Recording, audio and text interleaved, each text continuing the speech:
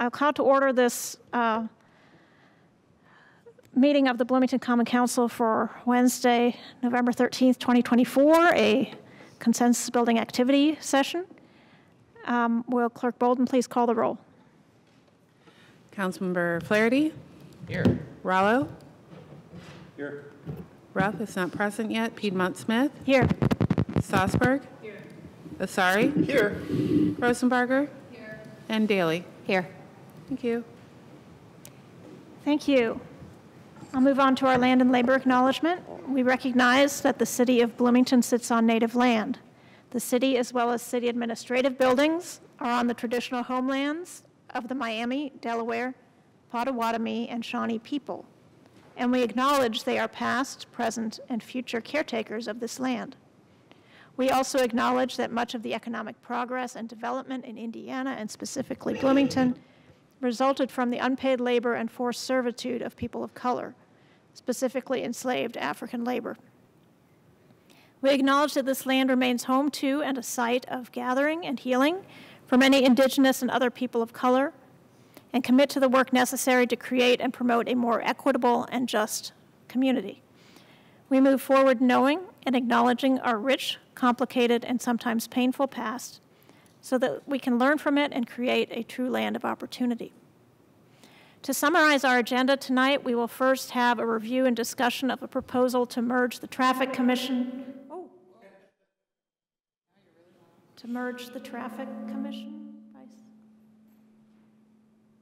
Bicycle and Pedestrian Safety Commission and Parking Commission into a new Advisory Transportation Commission. Then we will move on to a second item of discussion, which is the Common Council meeting schedule for 2025. And then the fourth item on the agenda, actually, we can strike because it's for action regarding pending litigation, and we have no action to vote on this evening. So I will invite members of the Planning and Transportation staff to the table to talk to us about the merger of three commissions to form the Advisory Transportation Commission. And I will say that we will have a more relaxed interaction among council members and staff tonight so that we can have a real discussion, but we will have public comment on each of the major discussion items as well. Sorry, I have a presentation, if that's... Yes, that's fine. Thank you. Also, my computer doesn't hold a charge, so I might have to sit somewhere else for the presentation part. Okay, whatever you need to do.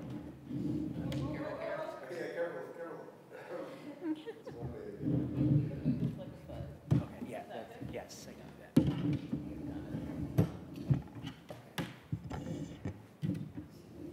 Sorry, I just want to be as difficult as possible.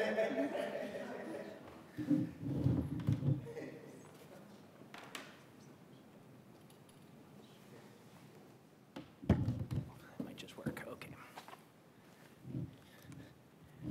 Oh, and also I'm on the Zoom, Ryan Roebling, if you can make a guest host. Thank you.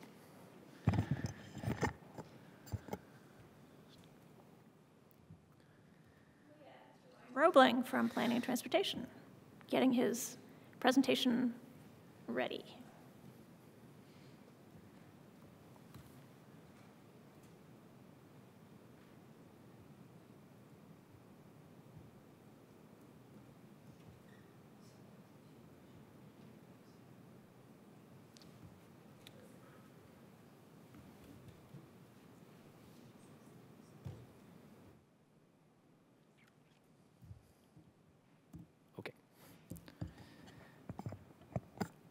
Okay, sorry about all that.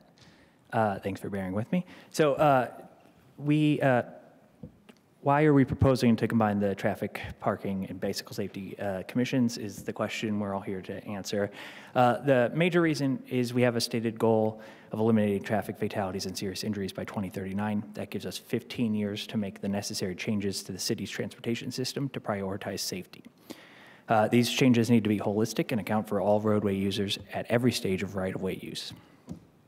As you know, we currently have 3 boards that act as part of a public process for practical transportation matters within the city. Each of these boards has a number of specific duties assigned to them. All 3 commissions were asked to draft letters to council last year that discussed which duties they were and were not completing or being completed by the respective boards.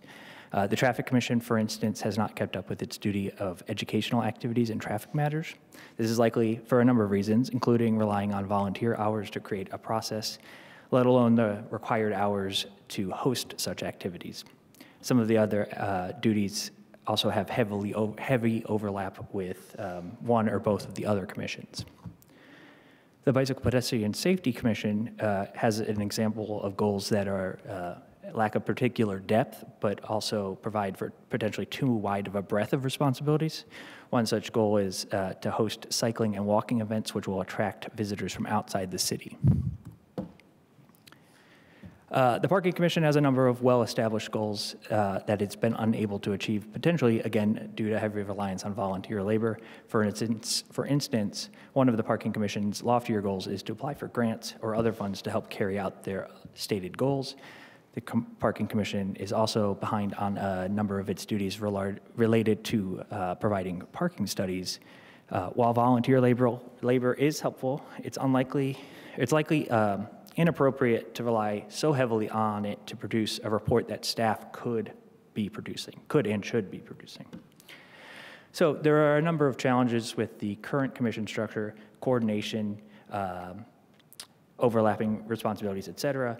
This can result in fragmented decision-making and lack of synergy. It can also be difficult for members of the public to muddle through. The classic example is, how do you get a stop sign in your neighborhood? Residents can bring their request directly to a commission. All three commissions allow for public input or public comment. But how do you know which commission is the correct one? They can and hopefully do also bring that to staff, who has to answer the same question. So does this stop sign impact motor vehicle traffic? Absolutely. But is it being provided primarily for pedestrian safety? Potentially. Will a change in the intersection require changes to parking? Maybe. Those are all questions you have to answer, and would those questions change the commissions that the request is being presented to? Probably. Should members of the public be required to go to 2 or 3 different meetings in order to have their request heard? The 7 line is one of the best examples of the current system working at its best, but showing some of its weaknesses. The 7 line proposal features elements that would affect motor vehicle traffic, bike and ped traffic, and parking. So a presentation and resolution was brought to all 3 commissions in order to seek their approval. Many of the conversations were repetitive, but some ideas were only brought up in one commission and not contemplated by the others. I'm sorry, Mr. Brown, is there any way to make this a little bit larger? Maybe, sure. It's hard to read. Oh, yeah, sorry. I have a lot of slides I wanted to get through, but, oops. What does this do?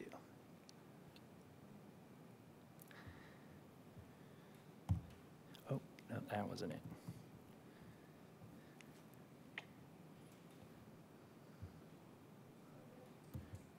I think that's as big as I can go, unfortunately. Does that work? Oh, sorry. Oh, yeah, sorry. Okay.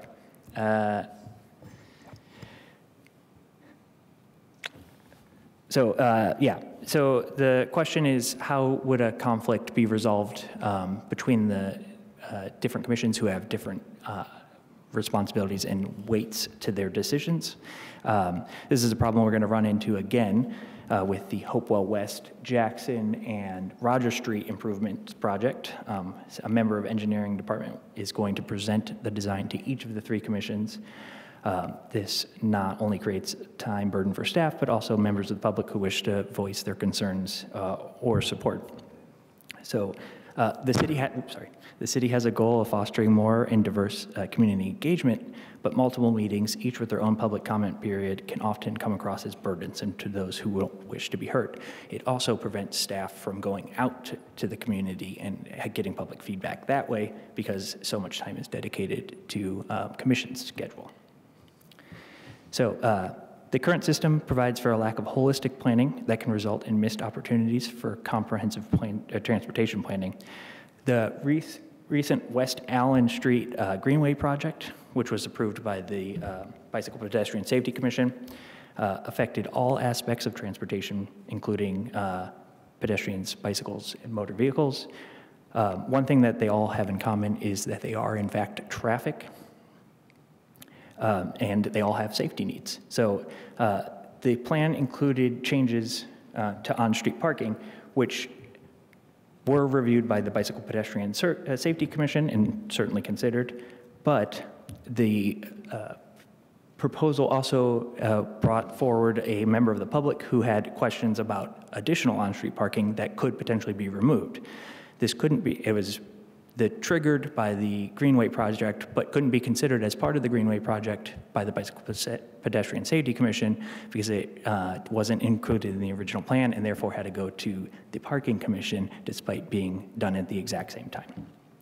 Another peculiarity with the current system is that traffic calming projects, particularly resident-led ones, often focus more on calming motor vehicle traffic and improving general safety rather than increasing bicycle and pedestrian usage, yet those projects are reviewed by a commission primarily intended to promote safety for cyclists and pedestrians. All right, equity and inclusion are a transportation safety commission needs to include a stronger emphasis on equity, ensuring that the needs of all transportation users, including cyclists, pedestrians, and public transit users, are addressed comprehensively. Equity and inclusion are not currently considered with membership of the in the current boards, potentially causing structural exclusion. Currently, membership requirements limit the number of eligible residents. Parking Commission, for example, requires that some members be merchants owning a business in the city.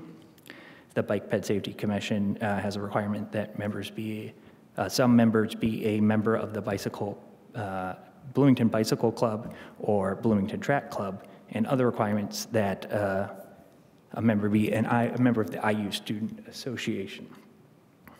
10 of the 25 members of the existing transportation boards are not members of the general public and are therefore not part of a different group. 4 members are members of staff who are helping to draft ordinances and make other recommendations to those committees. This oftentimes puts those members at odds with the other members and prevents them from being members of the public from feeling heard. All of those restrictions, simply put, reduce equity. Additionally, it puts staff at a disadvantage time-wise. There is a staff liaison for each of the 3 commissions, 4 staff members who aren't staff liaisons who serve on the boards and commissions, and a handful of staff members who draft reports and otherwise assist in running those meetings. Often, staff members must present the same report to multiple commissions. All right, so going back to the question at the top of the presentation, why are we proposing to combine the Traffic, Parking, and Bicycle Pedestrian Safety Commission? It's because Bloomington needs a commission that, with the clearly identified task and responsibility for helping the city achieve its transportation goals. The aim of the new commission is to make roadways safe, promote multimodal transportation, provide equitable access, and encourage more feedback through community-centric design. So responsibility is shared, which is why the makeup of the Transportation Commission is so important.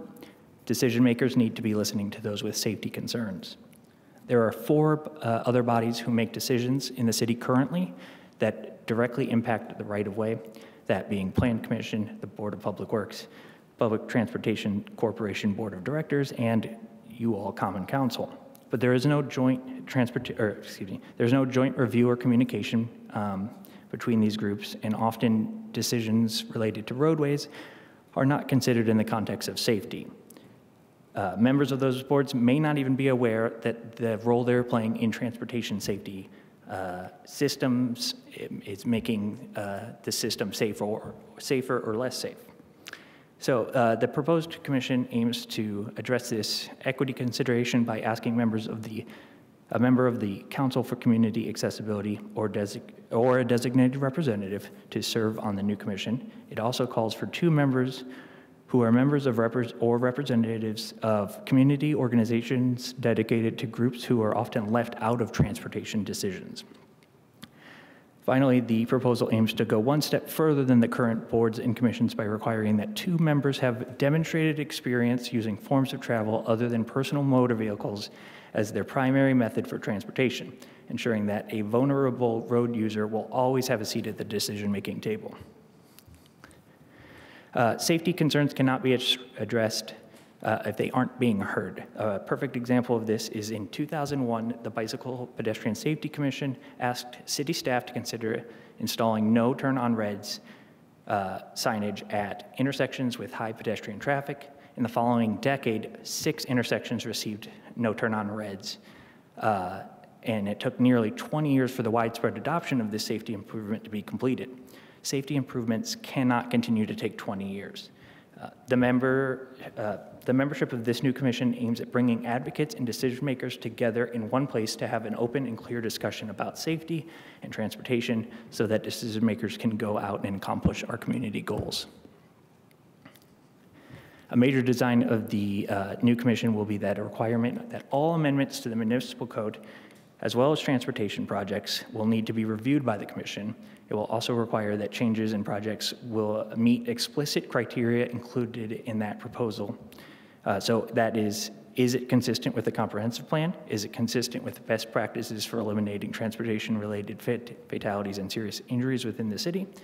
Is it consistent with promoting sustainable design and equitable access for all transportation facility users? And has it provided for community-based solutions and allowed for adequate public input? This is similar to how Plan Commission and the Board of Zoning Appeals operate and will ensure that projects meet the requirements of the city.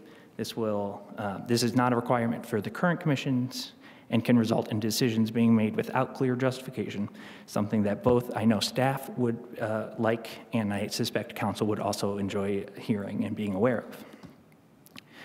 The new commission will have other specified duties, including the supervision and approval of transportation-related projects, including traffic safety analysis, and it will also provide a forum for public to discuss transportation-related issues. The new commission will make recommendations on public policy, including pricing or parking policy, including pricing and location.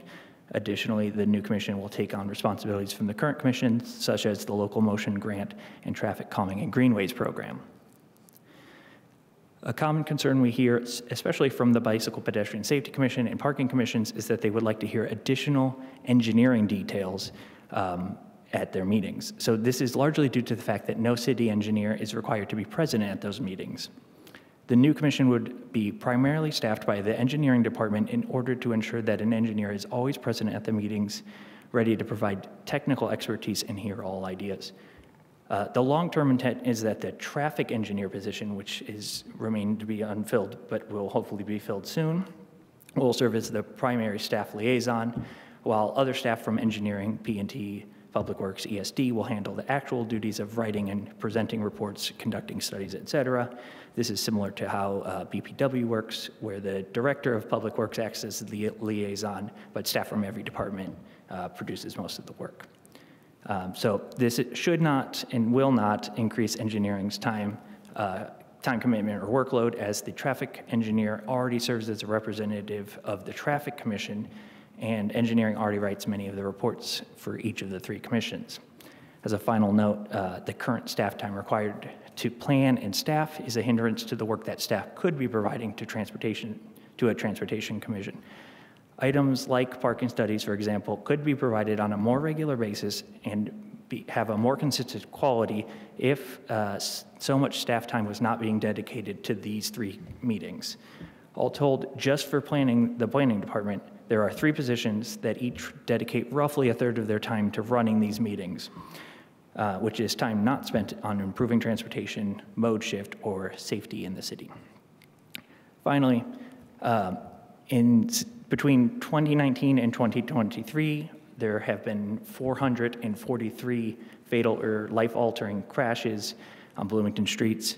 Currently, there's no community body that has a stated goal of ensuring that the city continues to strive towards completing the complete elimination of roadway fatal and serious injury crashes. And with that, I can answer any questions.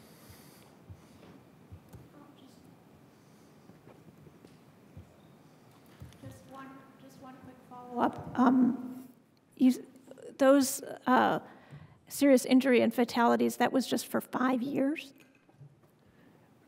Correct. That was from 2019 to 2023. Okay. Are there, first, any clarifying questions? And then we can just open it up for discussion. Yeah, Dave. I'll be informal here. Okay. Looks like it's working. So thanks for that presentation. Mr. Roebling, I'm worried.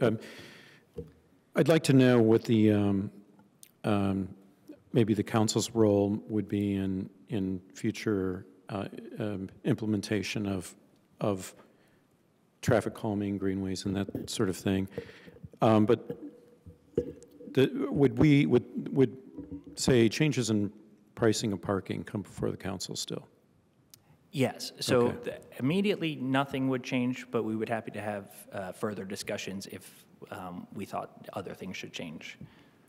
Okay, so installation of stop signs, any changes in neighborhood parking zones, pricing of parking, those would all be decisions continuing to be made by the council with recommendations by the ATC. Correct. Yeah. So you would all still vote on that. The ATC would just make a recommendation on any of those changes. Now, what about the Bike and Ped Safety Commission has the ability to make expenditures, large expenditures for traffic calming and greenways projects. Would that be transferred to the ATC, or is that, where is that now? Yeah, so on day one, everything that is assigned to one of the three commissions would just be assigned to the ATC. If we wanted to have a further conversation, we would be more than happy to do that. Okay, thanks. Thanks for that clarification. Other questions? Hopi. Hopefully, there we go. Dave reminded me when he was asking about some of the things that happen now and where they would go. Right now, Bike Ped has some grant money, some small grants. Will that just roll over to the ATC and basically the same procedure, just a different body? Okay. Yeah, exactly. And it also says in the resolution, like draft that you gave us, it just said that they would, where'd it go?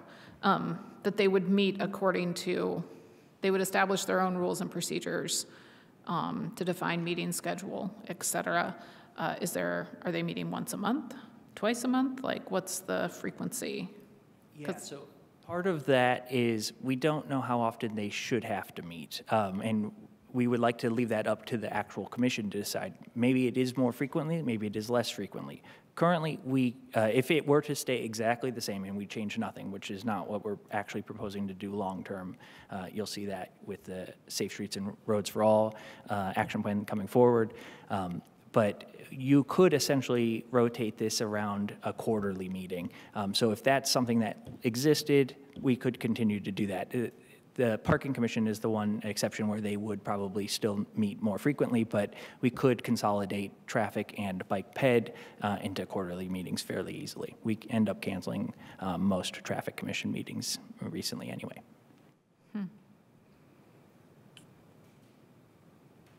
Did you just with that implication say that we could do kind of a different thing, which is to combine Bike Ped and traffic, but leave Parking Commission? Yeah, that is something that's been floated multiple times.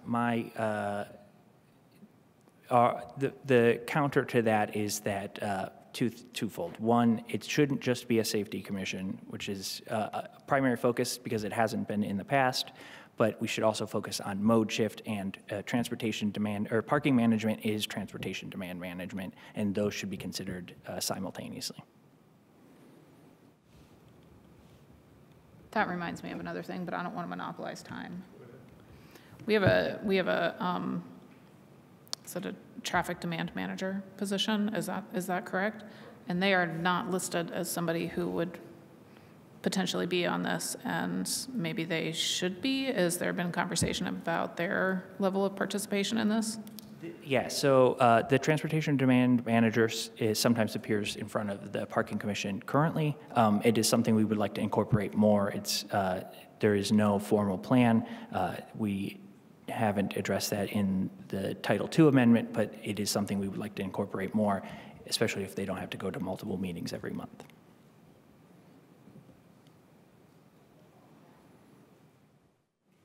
Yes, Matt.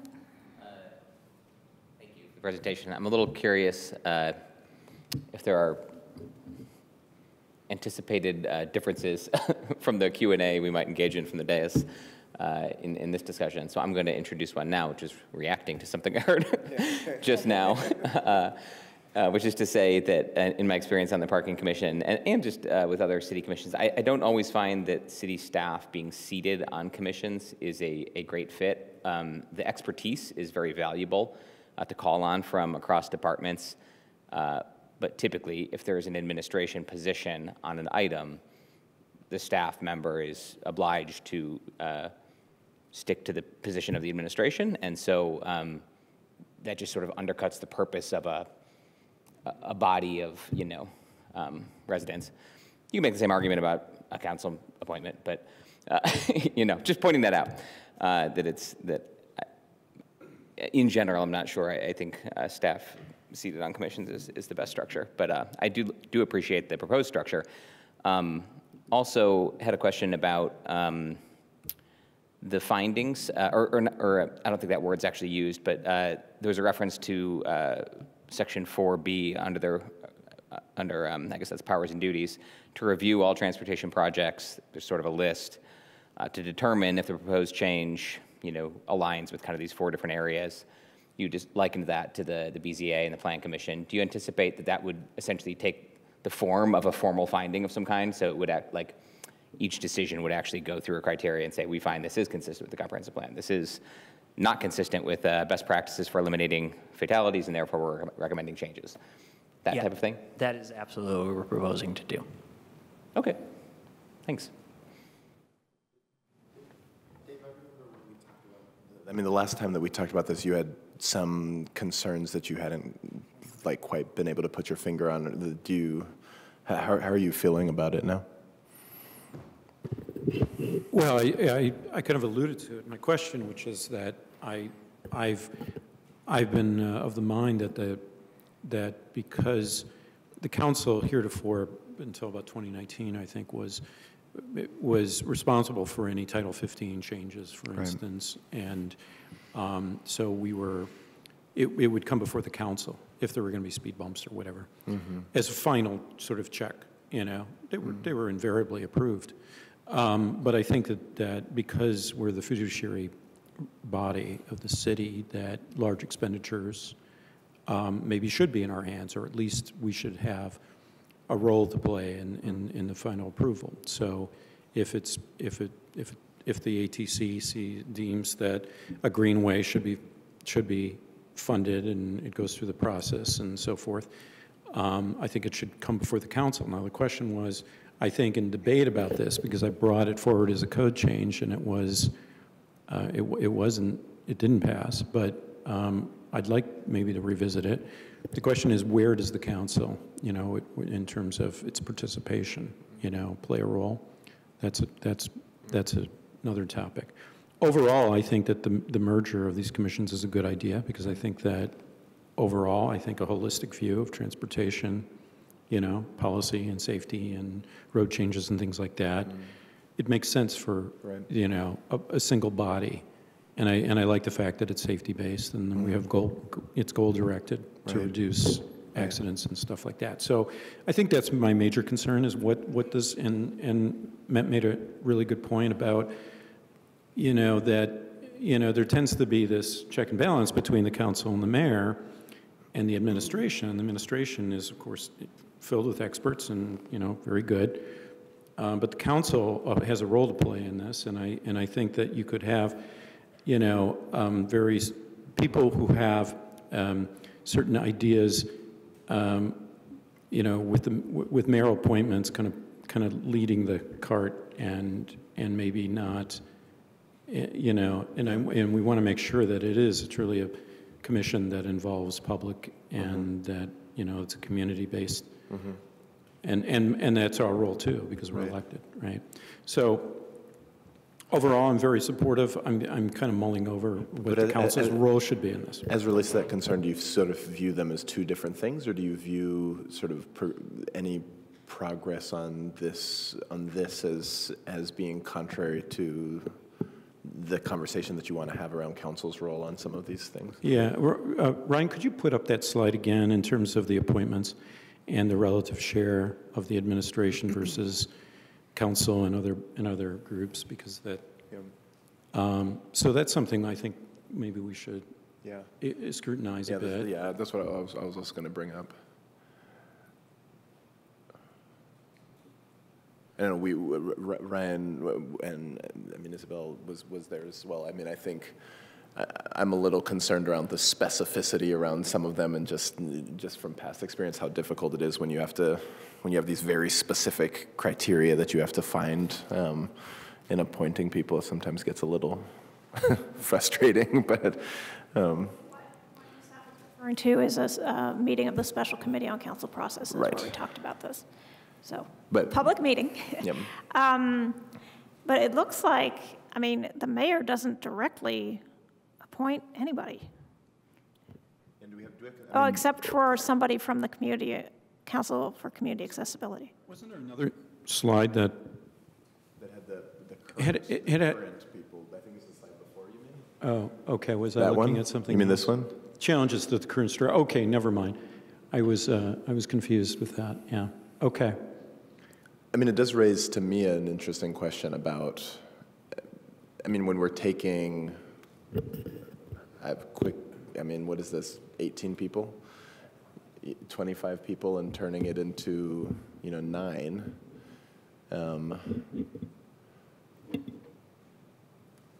Are those the right 9 and the right appointments?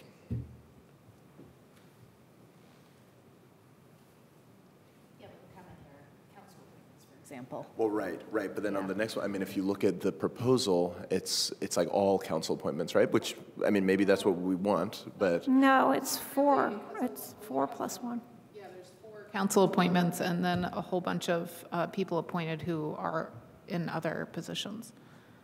4 council appointments plus 1 council member. Right. The other positions tend to be bodies that are either all or mostly mayoral appointments. There are exceptions to that. Council for Community Accessibility is sort of, I think, self-constituted. Yeah.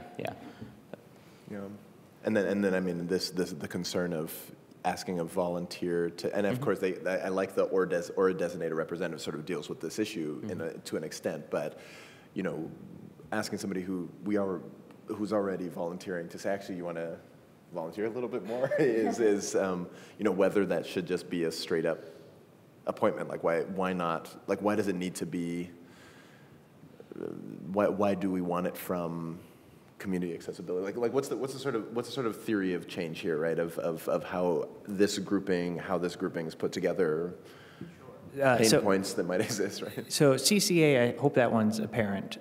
Those are specifically vulnerable road users. Right. But the other 3, a member of the BT board, Planning Commission, and Public Works, they are all decision makers who are currently making decisions about right-of-way use, and they might not be aware of the decisions they're making and the impact they are having on safety. So the idea is, and council, this also applies to council, the idea is to bring them to the conversation and ensure that they hear it, specifically related to transportation and transportation safety, rather than Planning Commission, who is often thinking about just the design or location of a building, for instance.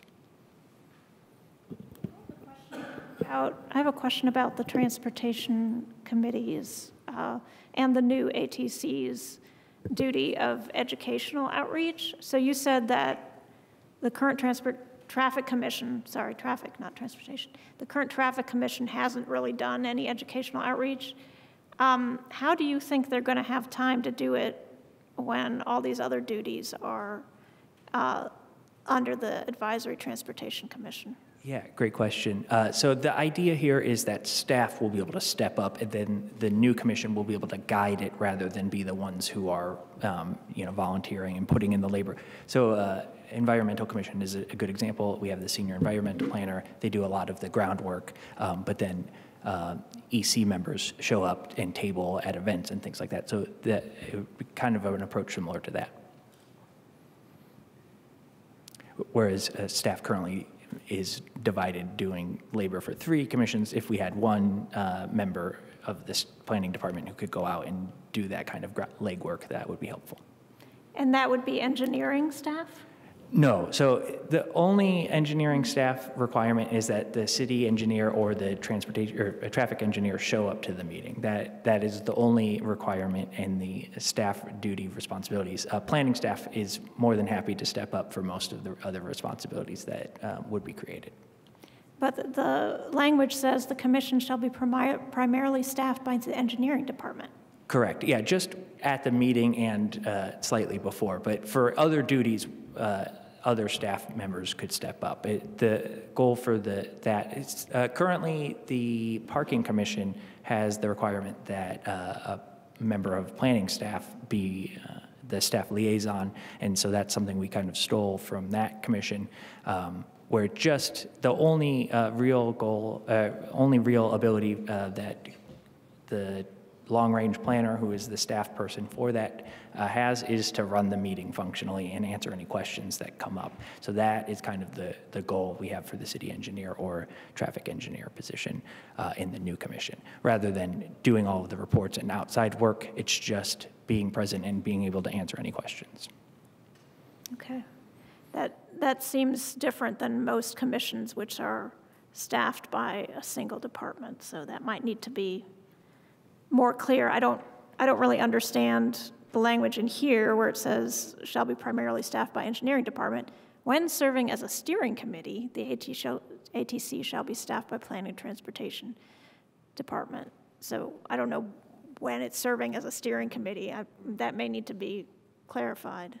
Yeah, so that's something that we would clarify with the ATC was the thought. That's another reason why we didn't want to pre-plan meetings, because sometimes those could be during the day. For instance, we have the College and Walnut Steering Committee, Corridor Study Steering Committee. We've met during the day rather than at an evening meeting. And then an engineer doesn't need to be at that meeting. That's a planning-led discussion. So we wanted to just make that clear that on those meetings, that is a planning-led initiative.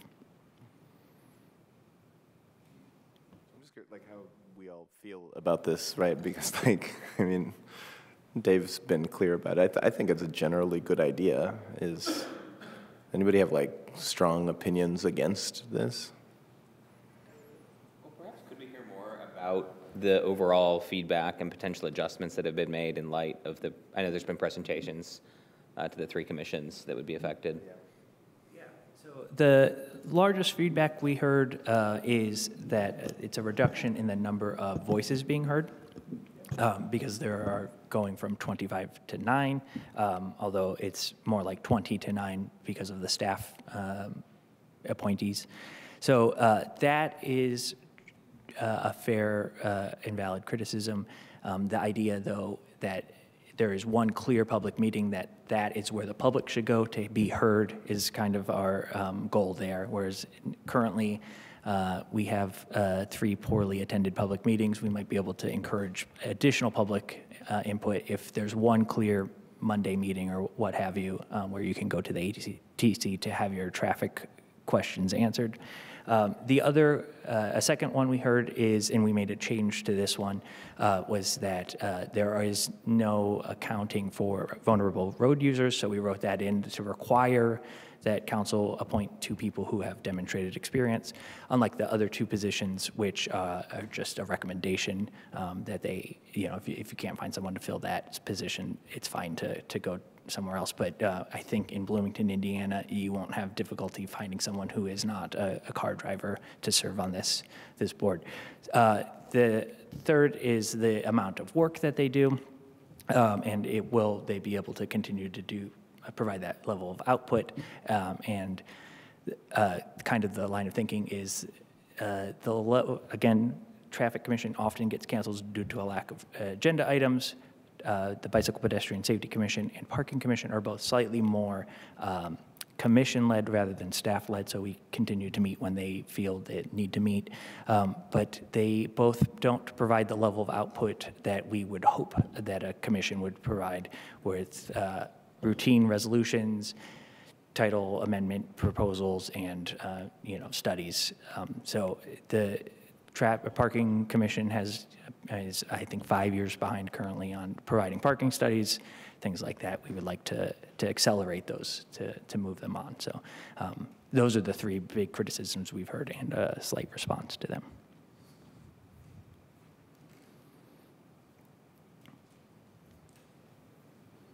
Any other feedback or questions? Stuff. Is that okay? Thank you for being here. On one of the slides, it didn't say, it's like, is consistent with the comprehensive plan. I didn't see that it said the transportation plan. The transportation plan is an amendment to the comprehensive plan. They are the Okay. one and the same. So it's just in there. Yeah. What about the amount of work that some of these commission members do? And then I guess just like combining it into one, do you think it would feel overwhelming to folks, or you would need like longer meetings? Or I guess I just see like a lot of advocacy that comes out of some of the commissions, and like, do you think that would be lost or squished, into a different kind of frame? I don't, is that an okay question? Yeah. Okay. I don't know that I think they'll be squished. I think they'll be focused. I think the idea is to amplify the voice and focus it rather than like I said, in 2001, Bicycle Pedestrian Commission made a recommendation that took 20 years to implement. That shouldn't keep happening. And that is what was coming out of the Bicycle Pedestrian Safety Commission until the Traffic Calming and Greenway program was adopted. And then they finally produced some like notable real world work. Okay, thank you. Also, two little things. The Council for Community Accessibility, it said like appointed by the mayor. I don't really know the mechanisms of that, like why wouldn't the committee choose its designee? And just how that bullet point said, or a representative, it wasn't clear to me if that the council would pick, that council, the CCA would pick a representative, or like the mayor could pick someone from CCA, or like anyone to represent CCA. That's a good question. We should maybe rewrite it to clarify, or just take out the mayoral appointment. The idea was that's a volunteer body, so they aren't pre-appointed. So the idea was that you would go to the mayor and be like, I volunteer, and then they would appoint them. But yeah, we could easily clarify that. I was just asking because it did look different than the transit board, where it said they appoint someone or they designate a representative. Yes. So, yeah. The point is the Council of Community Accessibility isn't formally a city body. Right. But could they recommend a member of their own to be sort of formalized by mayoral appointment based on their recommendation? Is that more the? That's how I was thinking of it when I wrote it. I could rewrite it to be exactly that. That makes perfect sense, yeah.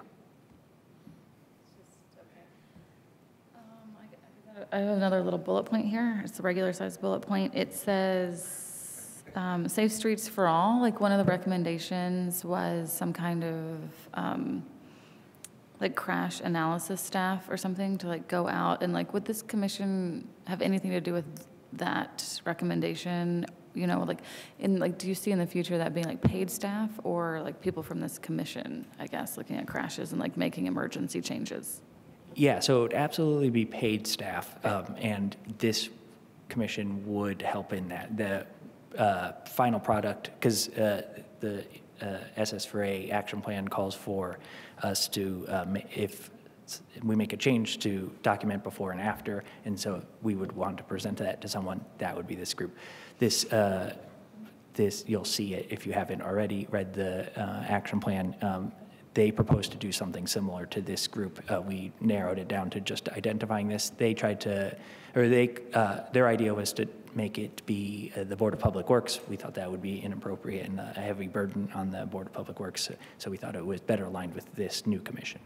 But to review those changes, like 180-day orders that the city engineer can authorize. Currently, they are presented to Traffic Commission, but there's no requirement to do that. This would hopefully require that. Okay, thank you. I didn't quite understand that. So currently, the engineer can implement a 100-day, 80-day order for traffic. And currently, he presents that to the Traffic Commission. Are you saying in future it would have to be approved by the ATC, or he would just present it to the ATC? He would, yeah, the traffic engineer or city engineer would still present it to the ATC, but it would have a more formalized findings rather than just saying this is what we're doing for 180 days. So it would have a before study and an after study to show what effects it had. Part of the 180-day order is one of the options or opportunities it provides is the ability to experiment with traffic conditions. So that's something we want to take on more and present more findings on, and this commission would help in that. Okay, so it's not giving this permission more power, like to recommend 180-day orders? No, that's still the city engineer. Okay.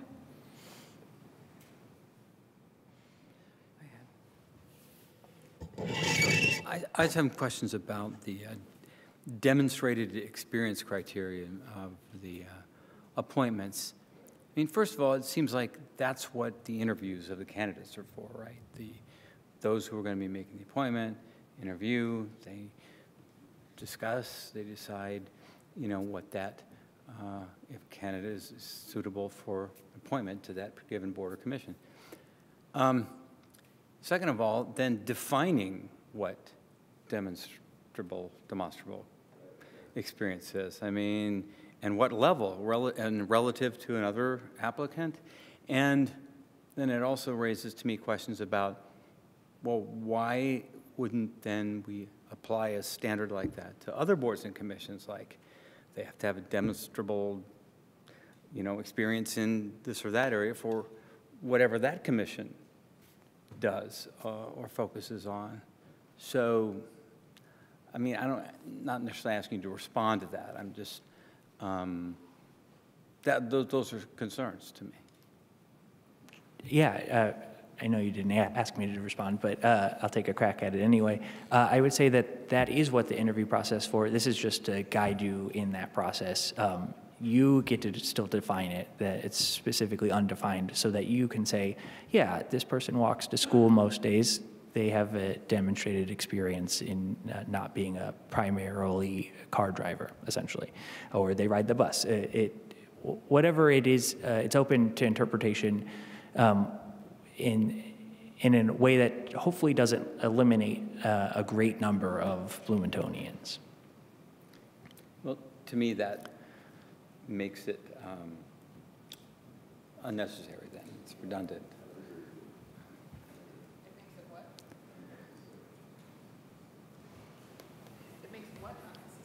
Writing it in the code? Yeah, right. Like why specify it, I mean, in the first place? Just because those of us sitting around the table now can think that is totally logical, that somebody on this commission we should have somebody who has demonstrated experience using forms other than motor vehicles. Mm-hmm. Who knows if the next council will feel the same way? I mean, yeah, fair. Yeah. I think it's good to have it in there. I don't see the problem with it. Yeah, and also, I do want to say, I was trying to see if I still had a tab up, but the HPC also has qualifications for appointments. Yeah. So it wouldn't be the only board or commission that has those kinds of qualifications. Yeah. Right, absolutely. Yeah. So, there are others as well, yeah. Yeah, Dave. So I want to drill down a little bit on most of the operations of the ATC are going to be assisted by engineering, and then in part when it comes to things like studies and consultants and grants and things like that, it'll have a role of a steering committee, and it'll be, that will be, the liaison will be planning and transportation. Will the commission, could you define steering committee? Is it simply a recommendation, or is it actually a directing or deciding what to pursue? So a steering committee generally is, we have something that you all decided that we need to do. Corridor studies are a prime example. That was something that was written into the transportation plan, and a body needs to guide it through its process. We're just saying that that decided upon item should be guided through its process through this commission, rather than reassembling a commission and finding 20 more volunteers who are in Bloomington and interested in traffic or transportation decisions. Okay, and how, what volume of, say, planning or grants or studies will be going to the ATC? Will it be everything from regarding transportation that's evolving from P&T will go to the ATC for its review and decision? So it'll be everything, well, steering committee aside, it'll be all Title 15 and Title 12 amendments and any other titles that are relevant. And then it'll be projects. So similar to the, well, actually a good example is the Indiana Safety Corridor Improvement Project. Currently, there's no requirement for anybody to review it. We're saying that a body should be required to review it to ensure that it is meeting the goals of the comprehensive plan, et cetera, et cetera. Mm-hmm. Okay. Okay, thanks. Yeah, Opie. So that exchange made me think about the College Walnut Corridor study, which had its own working group. But what I just heard you say, I felt like was basically that the ATC would end up being like the working groups related to those studies. Is that, did I hear that right? Correct. Yeah, so it would be the default steering committee for a group like that. Part of what we would propose in our thinking is that we would ask when the ATC were to get started, we would give them the ability to expand membership for assigned duties, and then they could have a steering committee, because it wouldn't be representing, or it wouldn't be forwarding items like Title 15 amendments on. It wouldn't have to act as an official commission. It could act as just a steering committee. So they could expand. For example, on College and Walnut, you could invite members of the public who are business owners or residents along the corridor to join the meeting and have a more formal conversation. So basically, I'm trying to go back to the ordinance for just a second, where we were talking about it when it's serving as a steering committee, then it would be staffed by planning and transportation. So in that example, they would be serving as a steering committee for, say, looking at the College Walnut Corridor. I guess that like brings me back to concern that has already been mentioned, but I haven't said it specifically, is the workload on this singular commission. And it feels like maybe a lot. I would say that is a fair concern. The benefit would be we would be able to have more frequent and routine meetings to split that up, whereas we had to wait until we collected a lot of data on the College and Walnut Corridor study to have a meeting, once every handful of months, to have a smaller discussion, or a larger discussion. We could have smaller discussions and constantly be moving the project forward, rather than hitting these lag times where it's now taking 2 years to complete a corridor study.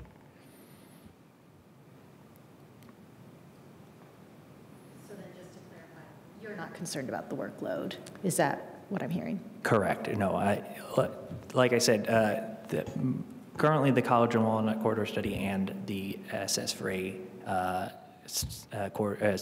steering committee, they both are made up of members of the current groups, so the Bicycle Pedestrian Safety Commission, Traffic Commission, et cetera, and other groups. So it would still function in that way, where they could meet on, let's say, a random Wednesday to have a steering committee, or they could do it at their more routine agenda-based meeting.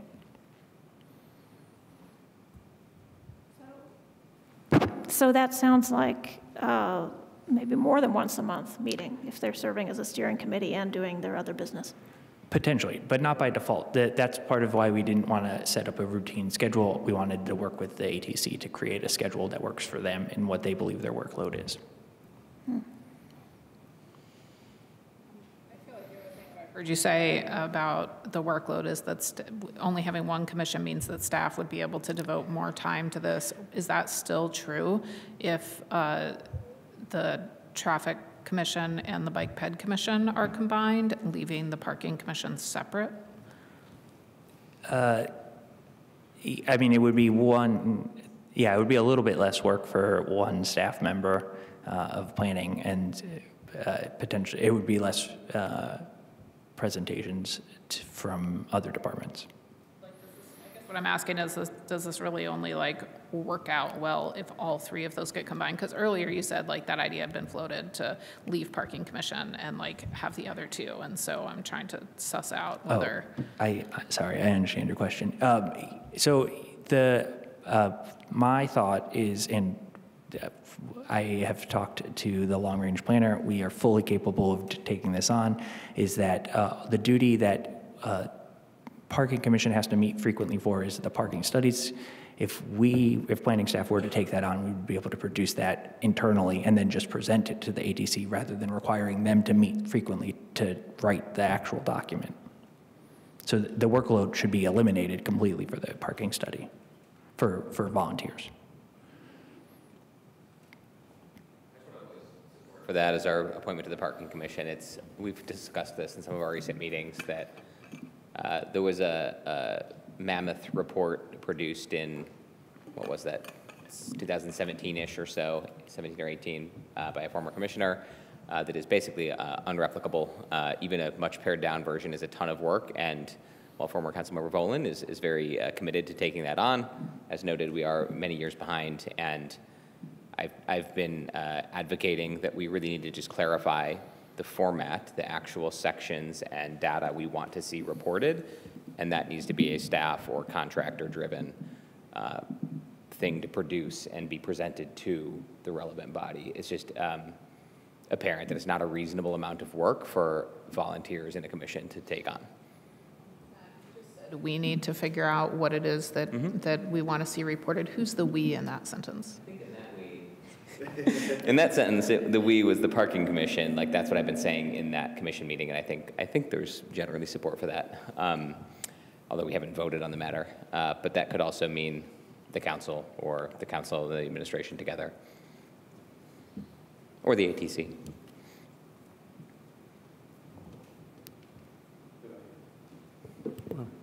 I didn't want to interrupt if anyone. I had something that was adjacent to what Matt said, and that is, so if I'm on the commission, what would I expect to see? Because it would, it's surely years in the making to address hazards, transportation hazards, and try to get to zero accidents and fatalities. We've got plans, we got the accident reports. On the council, we've got sidewalk committee, which we have a matrix that determines, use and cost and walk scores and equity and all of those things. So kind of along with what Matt was saying, will that be produced by the engineering and planning, and to say, here's a way, there are methods to prioritize, and here's ways we can go about it, because otherwise it's a big ask to try to sort through that for a commission. Oh, yeah. So this is being heard out of order. The Safe Streets and Roads for All action plan is doing exactly what you're calling for. It's prioritizing projects, and it'll help the administration and council be able to pinpoint the exact projects they need to work on. And then this ATC would just review the final proposal and design, et cetera, rather than having to prioritize each and every project. So my main concern is this parsing what is going to be the job of the engineering staff and when it's going to be staffed by planning and transportation. And with an email exchange with Andrew Seabor, our city engineer, he also seemed unsure about that. And so I think that needs to be clarified before this comes to us for a vote. I also am a little bit concerned about workload. I mean, you said that sometimes the Traffic Commission would be canceled because there wasn't enough on the agenda.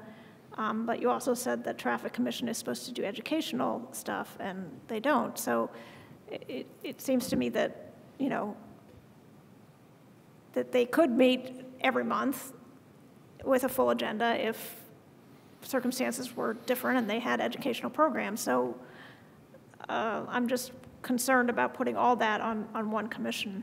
And I know you already stated your view that you don't think it'll be too much of a workload. So I just wanted to put those two issues out there as concerns that I have. I don't know, I don't even know the right words here, but do you view that as a critique of putting them together, or is there a way to ameliorate that while still combining them? Like, do you think putting more people on it, like what's the, is this if it's a problem, you wouldn't want to go forward with it, or how? Well, we definitely need to clarify the staffing. As far as the workload, I guess, since I always come back to this example of the educational outreach,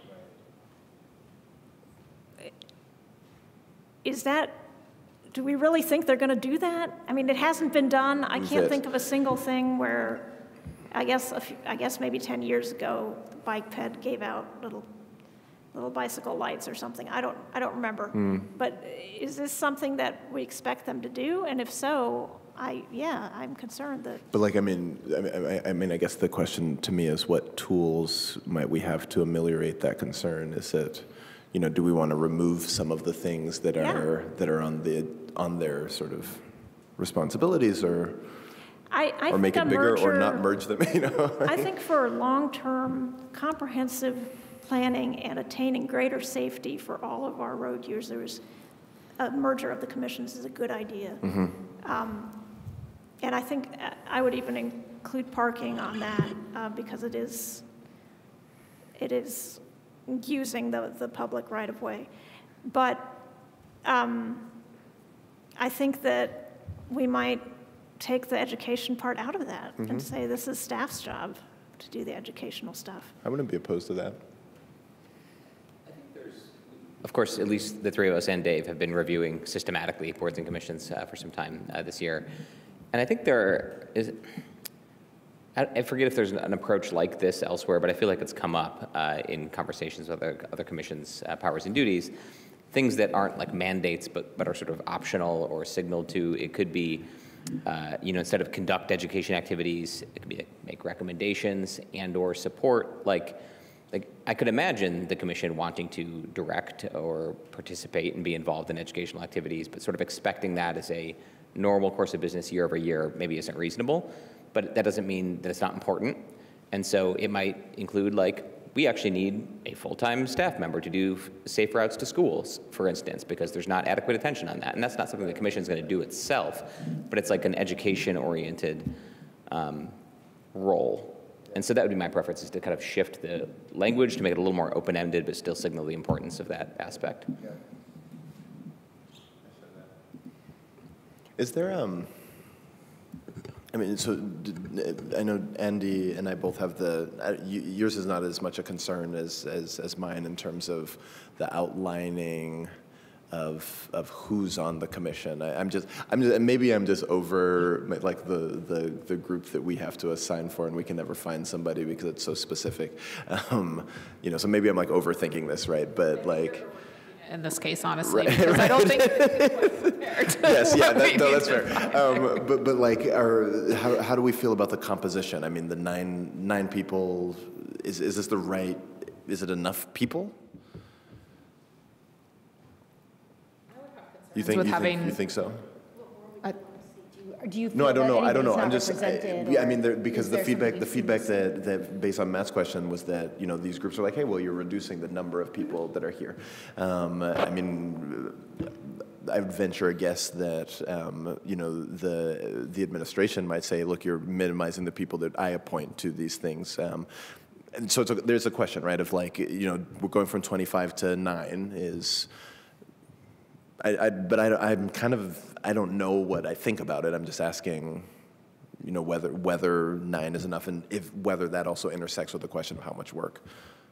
Us being a 9-person body. Really reluctant, right. I would be really reluctant to have too many, because then quorum becomes an issue. Right, yeah. But I was that's right. wondering whether advisory members would be appropriate, because then they wouldn't count for quorum, but they might add voice that might otherwise be missing. But yeah. I think as far as voices on this new commission, it's really an improvement as far as getting a broad range of people who use the public right-of-way in different ways, and especially the most vulnerable groups. And I think that's an improvement over what we currently have. And I mean, you know, being on the interview committee for like bicycle and pedestrian safety, you know, if we struggle to get somebody from IU Student Association, I have no idea if there's anybody from the track club. I don't even know what that is, and the Bloomington Bicycle Club. And you know, and these actually make a lot more sense to me, that there's somebody from the bus system, you know, preference for somebody from the school system, somebody from the Council on Community Accessibility, et cetera. I mean, do we have any other feelings of things, I mean, between now and whenever this, I mean, I sense that we're all fairly in support of it. Is there things that we'd like to see happen between now? I mean, Isabel stated 2, but are there others? I'll just add my 2 cents that I think this is weighted very much favorably to the council. You know, the mayor has an appointment from accessibility. There's Plan Commission, which is generally a body of the mayor, the administration. Public Works would be mayoral. Bloomington Transit, their board is weighted toward council, 3 of 5. Then we have a council appointment, and then we have 2 council that are residents that are non-motorized users, and then 2 others from Human Rights Commission or nonprofits, et cetera. So I think this, as Isabel said, is really a reflection of vulnerable transit users and people who may have not had a voice. And I think overall it's a good reflection of, you know, the council's input in this. So maybe hear public comment, because I imagine it's possible we'll have follow-up conversation or questions from that, if others are. Why don't we go ahead and move to public comment? Anybody who's present here in chambers would like to comment? I think we have a seat next to Councilmember Asare. You could come and use the microphone here and take up to 3 minutes. And then do we have, if there's anybody on Zoom, they can use the raise hand function. Ms. Williamson, is there anybody that you can tell at this point? Thank you.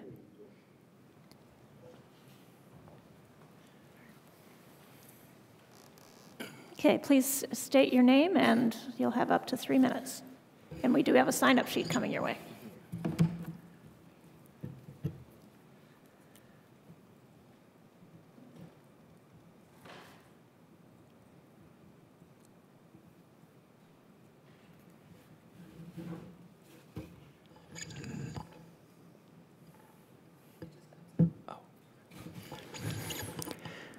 My name is Joe Davis, and I have concerns about this proposal.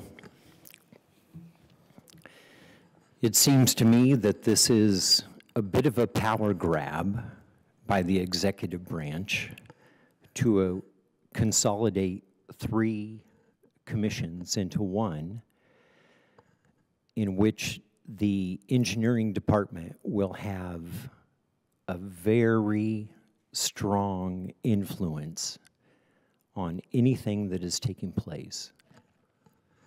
I don't know if any of you are aware, but the engineering department has recently become a body of prosecution and has been sending evidence and prosecutorial information to the engineering department differently than before. And now the engineering department has been prosecuting people under Title 15 such that if there's any sort of evidence of trees or vegetation that is out of line, one has to go before the Board of Park Commissioners to appeal. This is brand new. This has never happened before. Mr. Davis, please be sure to speak to the topic at hand. Which This seems as well an expansion of the role of the engineering department to overly influence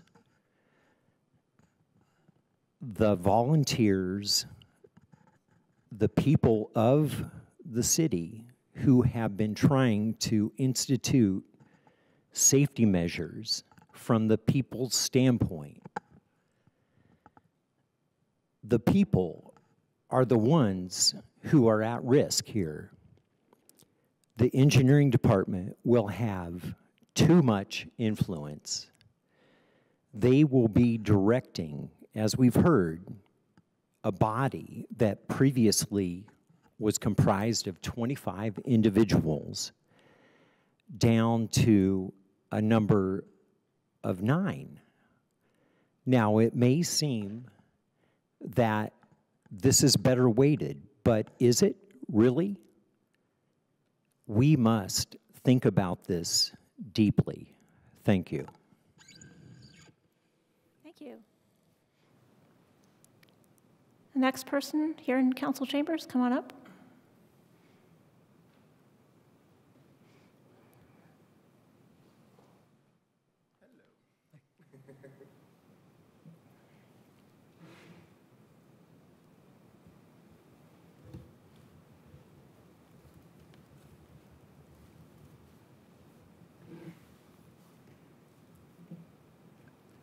Hi, I'm Matt Gleason, and I walk and bike into town just about every day, and I think I like this plan pretty well. It seems like a way to make changes more effectively and quickly. And one of the things I noticed, I like that it's goal-oriented around safety, and I like that the breakdown of representation is a bit better than the previous, something I noticed, and I wasn't even aware of in the previous, that the local merchants are a large portion of one of the previous boards, and I think that might not necessarily represent safety very well for people who walk and bike everywhere or use transit. And I think it'll, be more effective. Thanks. Thank you.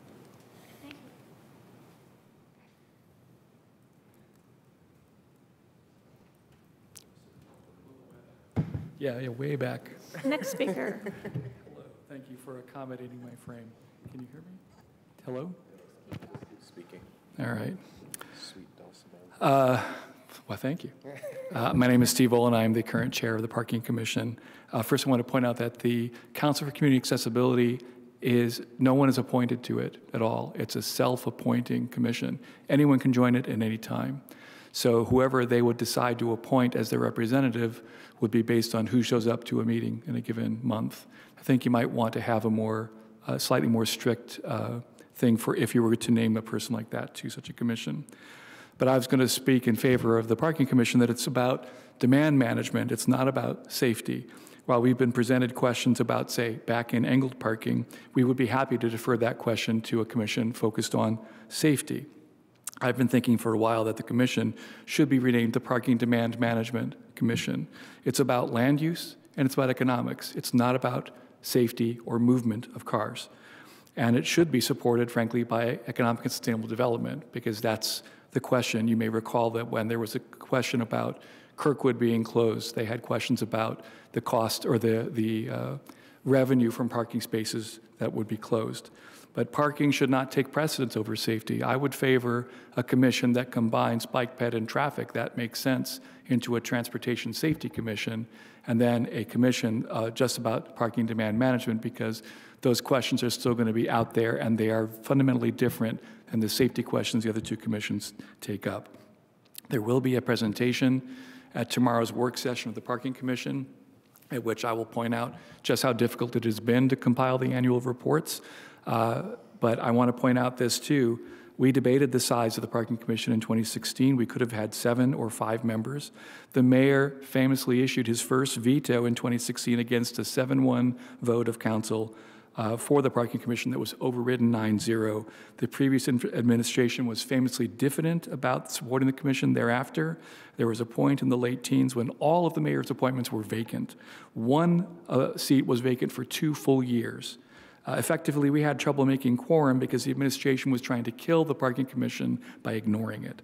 If this is purely about staff time, maybe the city needs to hire 1 more staff member to help support existing commissions that the council has and that the city code has said is a priority of the city, but we shouldn't reward the previous administration's slow walking and desire to shed responsibility by eliminating a commission that can and does do good work. There is a model that we can look at. It's the Metropolitan Planning Organization. They have a technical advisory committee and a citizens advisory committee.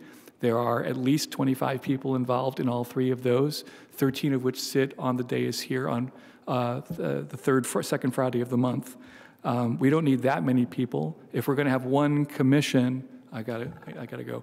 One commission, we could maybe set it up that way. I'm happy to talk about it more at a later date. Thank you. Is there anybody on Zoom who has raised a hand?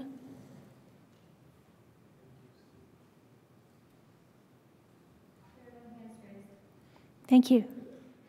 All right, another person here in council chambers. Great. I'm Greg Alexander. I think this is overall a good development. Obviously, we want to reduce the redundancy in the old system. There were things being heard by 2 or 3 commissions, but there was also a problem. A lot of items weren't heard by any commissions. This proposal addresses that problem. A lot will come down to the details, but having public review of projects is huge. For example, a couple years ago on 17th Street, project had a side path. I watched that happen over 5 years from when it first made priority listed engineering, and there was no opportunity to influence it. But it widened an intersection. It widened an intersection in a project that was supposed to be for safety. A major high injury intersection. An intersection that had injuries both before and after that project, including a recent fatality 2 or 3 years ago. So to me that, it went to the Traffic Commission. We were asked to approve the Title 15 change, but not the design of the project. No influence over the project whatsoever, except we could change the speed limit, arguably. The council had the same level of influence over that project, except your vote actually counted. And the Board of Public Works was the absolute closest we had to a real public review of that project, but that's just 3 members appointed by the mayor. It's a rubber stamp. So this is awesome. That project would come before the ATC now. It's not clear how it will have influence. Because the ATC can't re-engineer a project, obviously. But there will be public input. There will be people publicly saying, why are we widening an intersection when we're supposed to be improving safety? This new commission could accomplish a lot. It will serve needs the other 3 commissions weren't serving at all.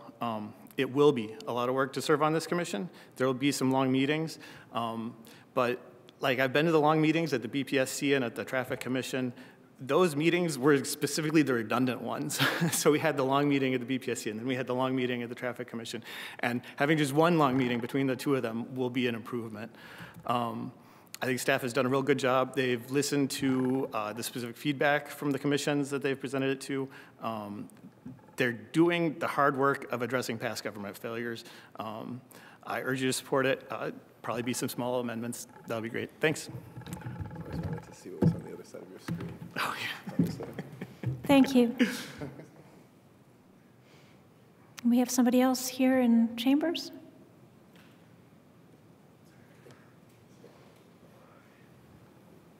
Brought my own pen.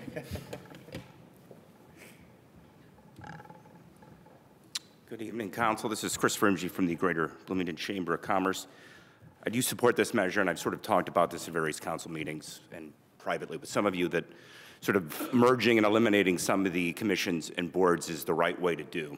It's not a matter of how many people serve on these boards, it's how much they're being used by the council, by staff. Yeah. We can have 100 people on it. If we're not getting anything that's valued to us to be better government, then what are we getting? Yeah. I don't know. Now, I am a veteran of former Councilmember Volan's Parking Commission, and I do want to say he did an excellent job of doing that. I enjoyed the meetings, but it probably with some of these other ones needs to be cleaned up of what it's doing, even not just bringing these three ones together and putting it into one. And that study, as Mr. Flaherty says, is just not doable. We should be doing reports on our actions, not the parking unit from Public Works. Is Mr. Roblin, who's done this presentation, I think, 11 times, and seeing it evolve over time has been impressive because it's been a few years. But it does get repetitive. It is time wasting. I can look in staff's faces on some of these meetings, and it's difficult for the public to navigate. And having one body gives it gravitas. I always say, if you're not on CATS, are you a real commissioner board? And so getting that sort of body to have kind of a plan commission sense of it, where these decisions do matter and they do make a difference.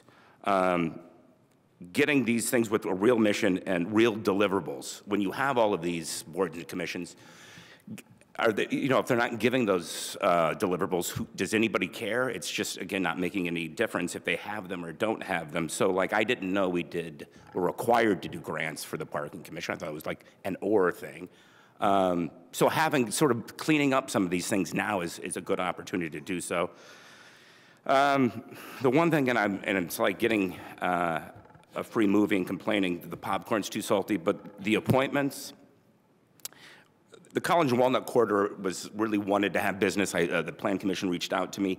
I gave them a lot of contact information because it was important to me, and I just don't see the business community, which has the word community involved in that, and that's where at least a little bit on the new Transportation Commission should be just a little bit widened, just maybe about commerce and safety. We can put a price tag on safety, and having somebody with a little bit of a business acumen, I think would help, just to give a little bit perspective on that, because we can't simply have a project based on safety without looking at some of the dollars and cents. I think that's all in my scribbles that I can read right now, but I thank you for your time. Appreciate it. Appreciate you putting these meetings together. I've also always wondered what your notebook looked like. It was cool. Anybody else here in council chambers? Okay. Anybody else on Zoom? Thank you. Well, let's come back to this group then, if anybody wants to follow up on any of the public comments raised. I do want to ask Mr. Roebling about the Parking Commission.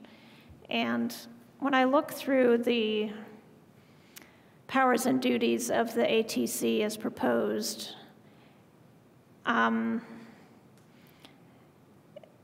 item E doesn't really, which is about making recommendations on public parking policy, it doesn't really follow with the others, because the others are all about safety and review of transportation changes, serving as steering committee. Can you speak to how you see parking as belonging under this heading? Yeah, so I kind of talked about this briefly, but parking demand management is transportation demand management. It's a land use dedicated to the storage of a transportation mode. You're a roadway user when you arrive to your parking spot. You're a roadway user when you leave your parking spot. There is a safety concern about where parking is located, about how much parking costs, because that will dictate where you park. You might park further or closer away.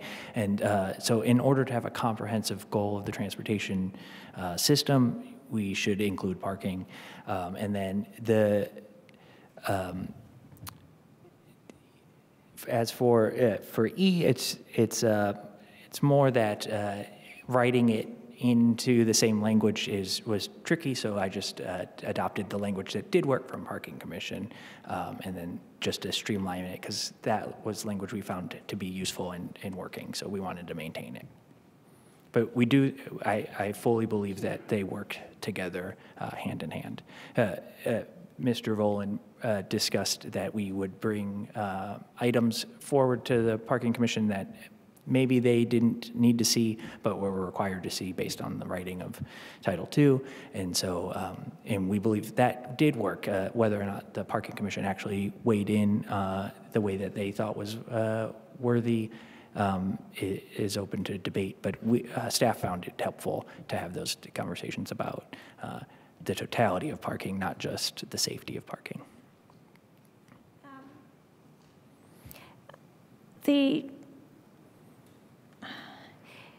What about the request to have somebody from the business community on this commission? I think that's particularly relevant for parking, and that's why there were 2 merchants on and 1 nonprofit to be, qualifications to be on the Parking Commission. But we won't have that voice on this new commission. Not by default, sure. If council wants to hear a voice that is a merchant, they could still do that with the 2 appointees that aren't required to be a vulnerable road user. In fact, you could even find one that is probably. It's also, those are the 2 hardest to fill positions. I heard Mr. MG bring that up previously, and we thought about it. We really did. It's just finding one has proven difficulty. I believe one of the 2 currently is vacant and remains to be filled. So we didn't want to have a vacancy that was perpetual because it was so strictly required. But if that's something council wants to hear, then they have the ability to bring that voice to the table. I guess beyond just the appointee, from the business community, just the concept of, the commercial or financial aspect of this is very important in parking, in that we are letting people use our right-of-way, we're trying to pay for our parking garages, et cetera. That makes it very different from safety concerns for roadway users. What do you say to that? I would agree with that statement, but I don't see the ATC as only based on safety. I just see it based on safety first. It's something we have not done, with the exception of the Bicycle Pedestrian Safety Commission. It has never been at the forefront of any decision-making, and it needs to be moving forward. Okay. What are others' thoughts after the public comment? Hopi? Oh, we'll go to Hopi first, then we'll go you.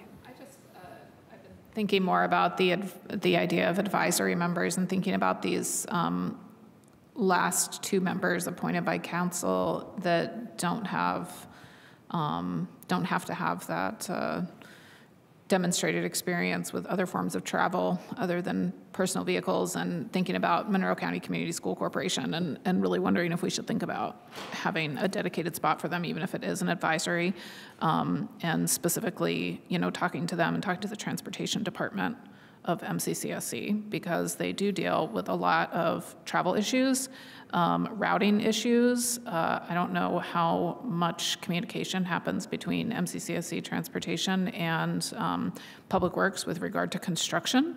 and that kind of stuff, but all of that really, really affects them. And safety, of course, matters a lot to them because they're transporting children around. And so that's a really huge responsibility. So I guess I would really advocate at this point for some advisory members. And I don't necessarily advocate to increase the voting membership because of quorum issues. But I think that having those voices at the table on kind of a more permanent assignment would be really important. Yeah, I wanted to ask about just if anyone can talk about, to me, right here in this setting, to help me understand. Some commissions we talk about advisory committees. Some we have ex officio members. What's the difference in the role or participation elements of an advisory member versus an ex officio member of a board or commission? Well, I think by definition, ex officio is somebody who serves on a body because they hold a certain position, right? Is there an effectiveness to that? Like if they can't vote, You right? can vote. Sorry to interrupt. You can vote if you're an ex officio. Or an advisory, though, because I mean, advisory what member Hopi just is different. suggested. Yeah. Hopi just suggested that we have more advisory members. So is that effective? I guess. The way we've used them on other commissions is that advisory members do not have a vote. So as I recall, Matt, as a ex officio, are you ex officio on the utilities? Is that called ex officio? Non-voting ex officio. Non-voting. Ex officio doesn't necessarily mean non-voting. It does in the case of our USB appointment. But advisory always means non-voting. I think so. In our context. The advisory. For me, the point would be having that voice there, but not having to add burden to the quorum. So, yeah. I guess I'm just really, because of other commission, and like I know that Bike Ped has had a hard time reaching quorum sometimes, and from the history lesson, we just heard about Parking Commission, they had a hard time meeting quorum sometimes, and I think that has to be an issue that's considered whenever we think about these being volunteers. And yeah, so that's why I would consider advisory positions instead of voting members, and I think that how much advisory perspectives are taken into account just really depends on the culture that you set up. And I think that some people really listen to advisory members as experts in the room with their particular specialty, and other times advisory members are summarily dismissed. Starting from scratch, I think that it could be set up in such a way as to respect advisory members for their specific expertise or position.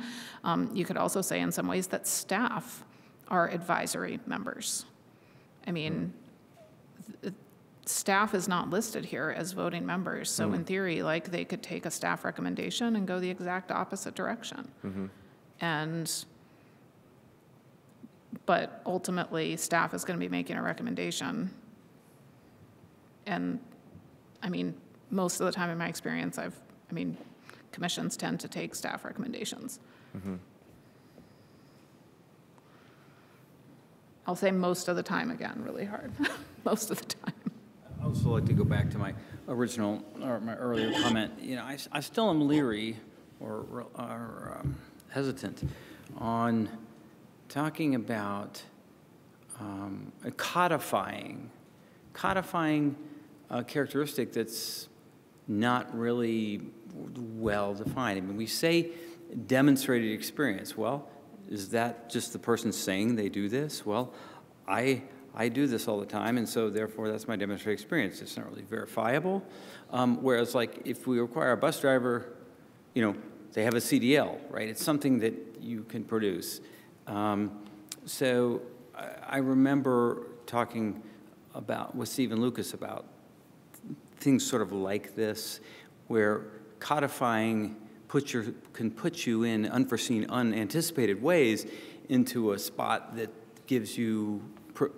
doesn't give you the flexibility that you need. And so unless it's really necessary to codify something, I just don't know if I'm comfortable or I would want to go there. Can I just ask for, I was looking at the HPC example that was brought up where the code says the membership shall include individual members with demonstrated expertise in historic preservation activities. Like, what are your thoughts about the relevant similarities or differences there and here? I would say the same thing. I mean, if someone says, well, I'm just passionate about it, right? Is that okay? Well, maybe and then we should be clear about that, and we should make it consistent across the way we treat any body applying for any board or commission, and that should be something that's understood for interview purposes. That sure, yeah. I had a different follow-up question related to a public comment from Mr. Alexander. My apologies if this was covered while I was out of the room momentarily, but I don't think so.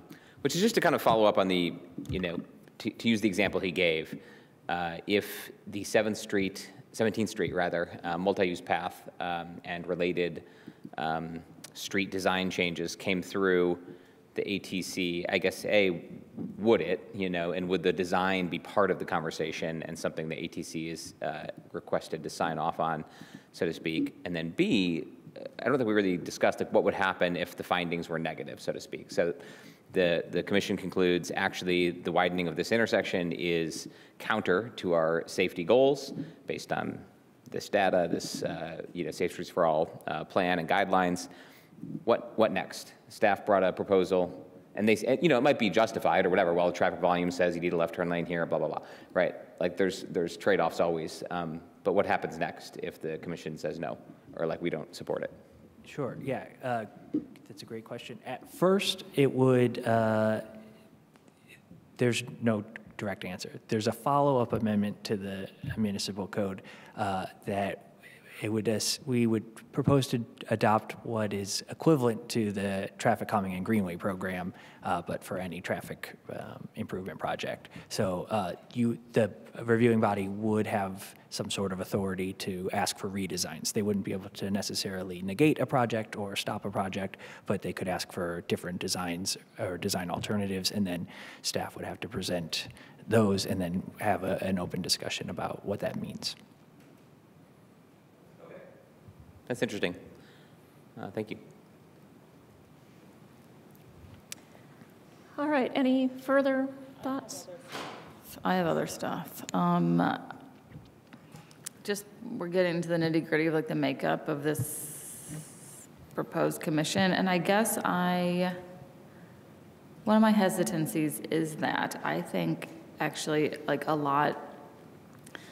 some of the members, I just don't know how to say this. I don't know what focus on safety there may or may not be with some of these boards. I guess or members, the Plan Commission and the Board of Public Works, because those are what I'm thinking about specifically. I guess I think right now with the three commissions, there are a lot of people on them, community members who are passionate and advocates of what they're doing on that board, right?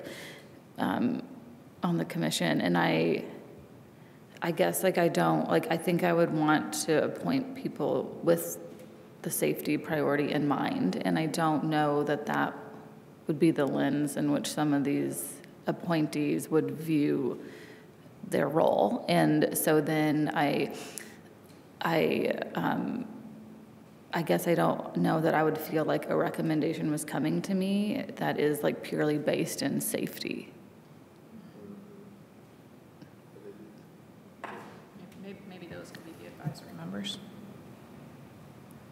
I guess I don't know, do any of you all share that or with, because why do we need someone from the Plan Commission, I guess? I also don't understand that, or the Board of Public Works. I guess I don't understand why they are relevant to the safety priority of this commission. This has been my driving question all night, which is is this the right combination of people? I do think, though, to your point, and I think you had said earlier, there was sort of a list of criteria that decisions would be made by. And so I think that, decisions, I think that sort of structuring criteria in a way so that recommendations that come to us say, thing A, yes, thing B, no, whatever, but substantial compliance with 5 things on this list, gives us the opportunity to make informed decisions. And I think, I think a lot of what we're talking about here is like, how do we use commissions better? Like, how do we actually make them, a substantial part of government decision making? And so I think even in that case, I think that there's a guard functionally there with the sort of, hey, we want the report to come in this fashion, maybe, but I don't know. But I mean, I've been all night like asking that same question. I do think that because you're going from this larger group to this, I do think that's the core question of like, is this the right composition of it? I mean, I think if the question on the table is, what we need to move it forward, I don't think there's anything here presented that I'm, at a no on. I very much feel like this conversation in my mind is a sort of a good, better, best conversation, but, so great. But that's the one thing that I think is worth us continuing to work on is, making sure that we feel right with that group. Brian, did you want to respond to that? Sure. We actually see those members as maybe the most important, not because of their ability to address safety, it's because of their decision-making ability outside of the ATC. So a plan commission member is important because they are the body who reviews the transportation plan.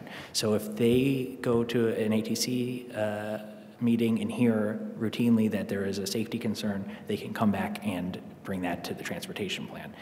Board of Public Works is a similar example, especially related to closures and things like that, where there are safety concerns that aren't being necessarily addressed, and it would be beneficial if they didn't hear something for the first time when a member of the public brings it to the Board of Public Works.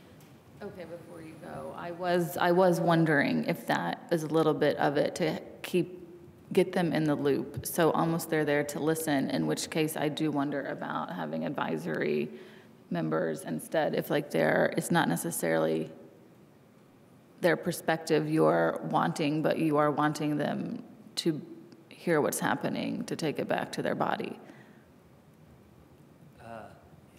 We do want them to hear what's happening, but I think there is some weight behind having to vote on something. It makes it more real, essentially.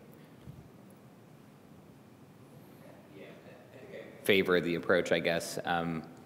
There are no shortage of issues. Safety, yes. Also accessibility, equity, sustainability, land use optimization.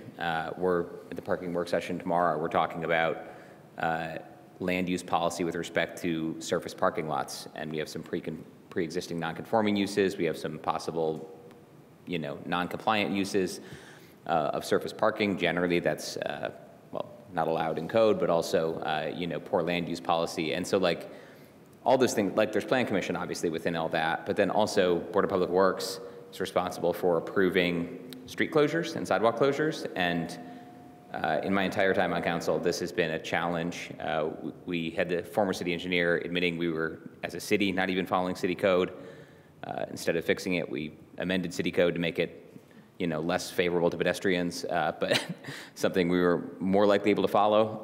But that's actually still not happening. A lot of the construction happening right now isn't compliant, or doesn't seem to be. I witness that all the time. And so raising these things and getting the interaction, I think, is actually really important. And having that accountability structure to be hey, Joe, you're on Board of Public Works. This keeps coming up. Can you make sure that you bring it up every time Board of Public Works considers a closure, that you're asking the question? Is this compliant with section, X of code? Because it just still isn't happening. We still have challenges with this. So I think the integration, I understand where you're coming from too, Kate, that concerns about it's not as maybe mission driven or by default. But I guess on balance, I hope or I'm optimistic that the benefits of that deeper integration would be, would outweigh any downside.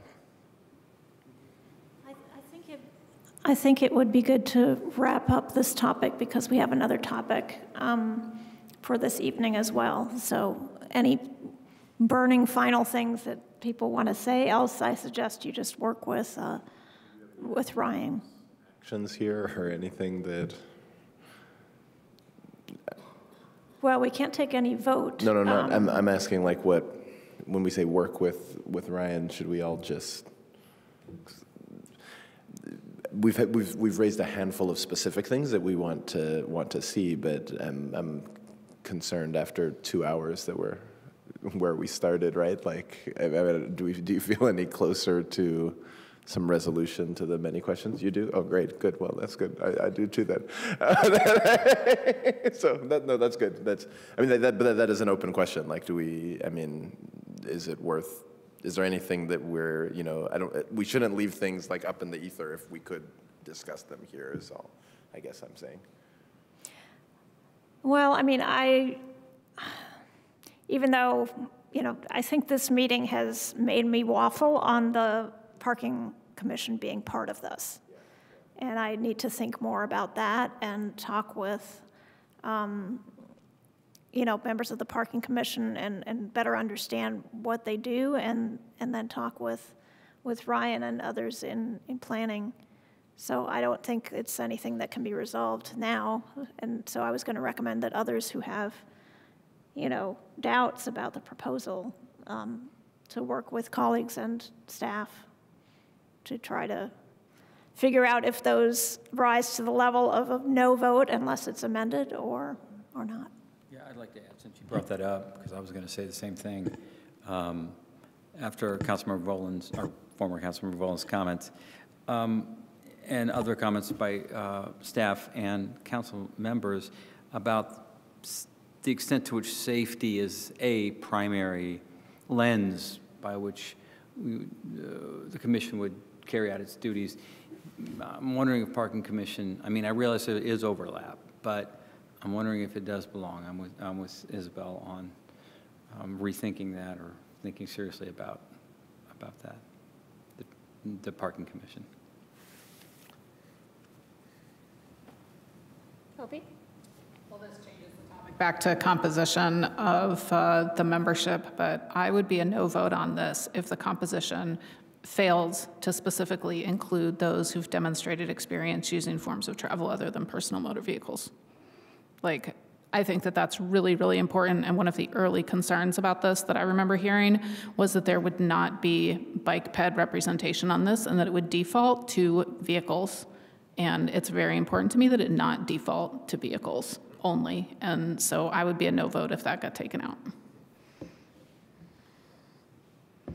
you want more on the Parking Commission, Isabel? Did you want to keep, I could say I also am not quite sure where I land on that. Because this is about safety, I do worry that we will miss out on parking demand management, and I don't think we're really doing that much as a city for that right now. And not that a commission should lead it, but sometimes when it's kind of absent, it might need to for a while kind of thing. So I don't know how parking demand fits into the safety, transportation safety. Like, I do understand what you're saying about, backing in and safety of getting in and out of spots. And of course, like limiting parking limits driving to some extent, and that's safer. But I just wonder if we're going to miss some of the content.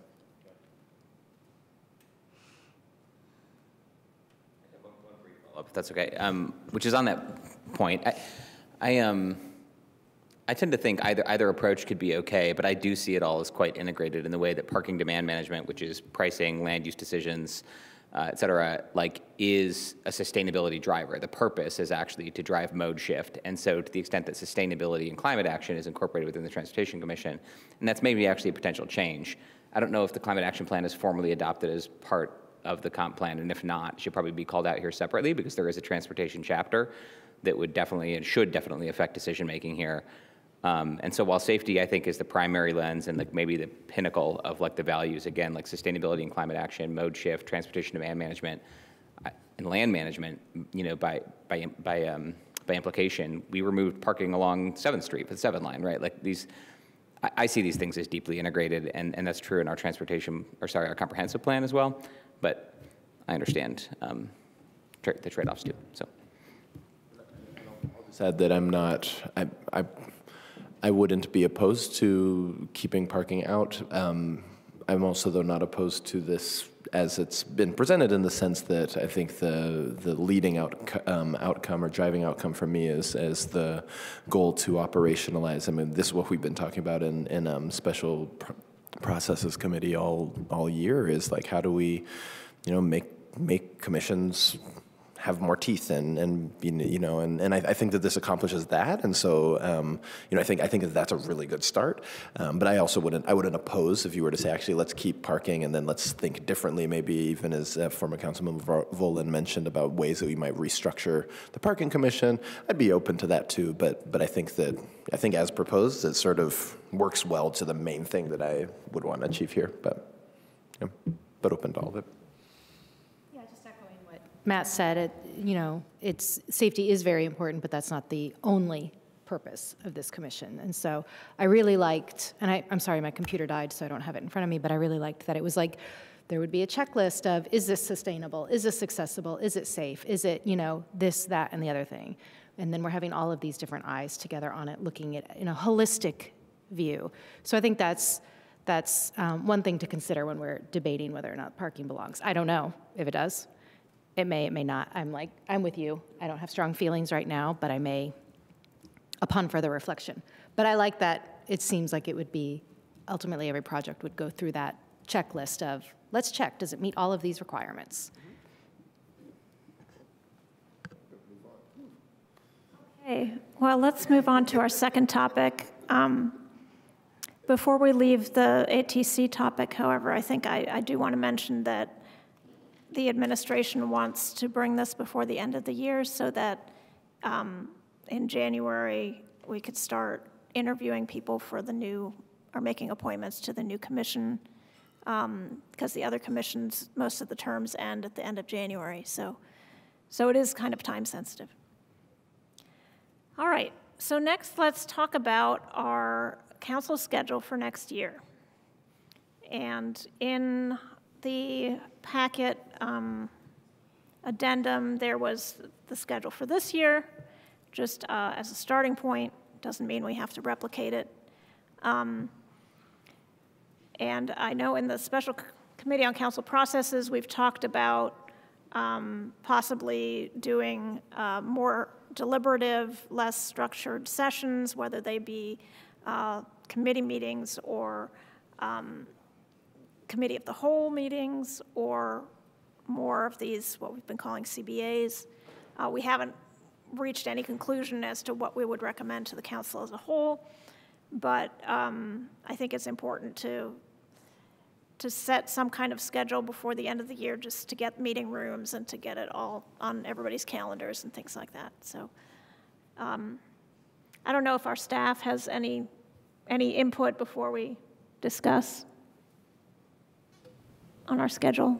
Ms. Lehner, do you have any comments? This is my first CBA meeting, I guess you would call it, or informal discussion. So it's my first exposure to it.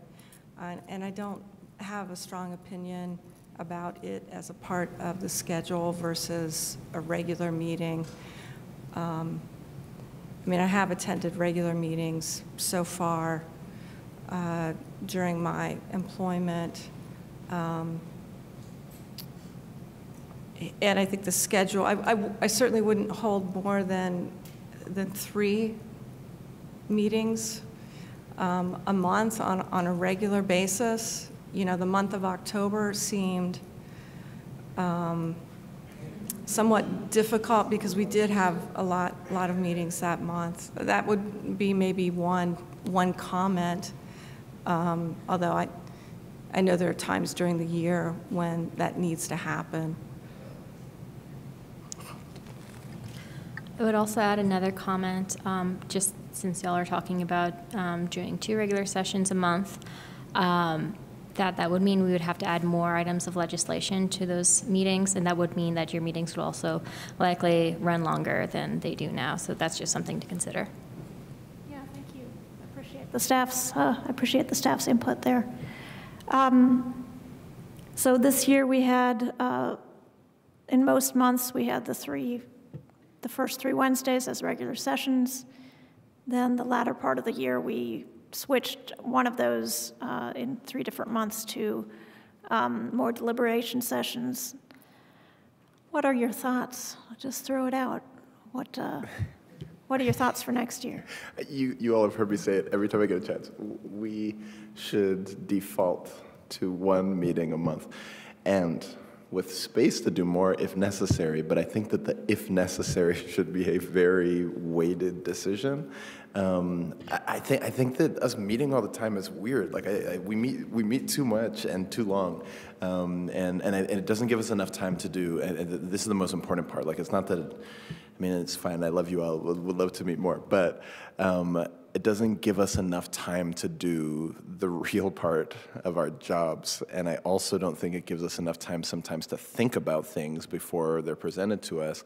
And we then end up with this like weird, like, we must read this and pass it next time. And it just feels like this, like, I mean, why? Like, let's wait till next month and have some time in between to do fact-finding and work sessions or whatever else needs to happen in between. But I mean, we did 3 most of this year. We have met every single Wednesday and then had other stuff on top of that. And so I think you default to 1 and then do something like think about committees and things like that. That's what Indianapolis does. Like 25. Sure. Sure. So, but fair, yeah. fair points. Yeah.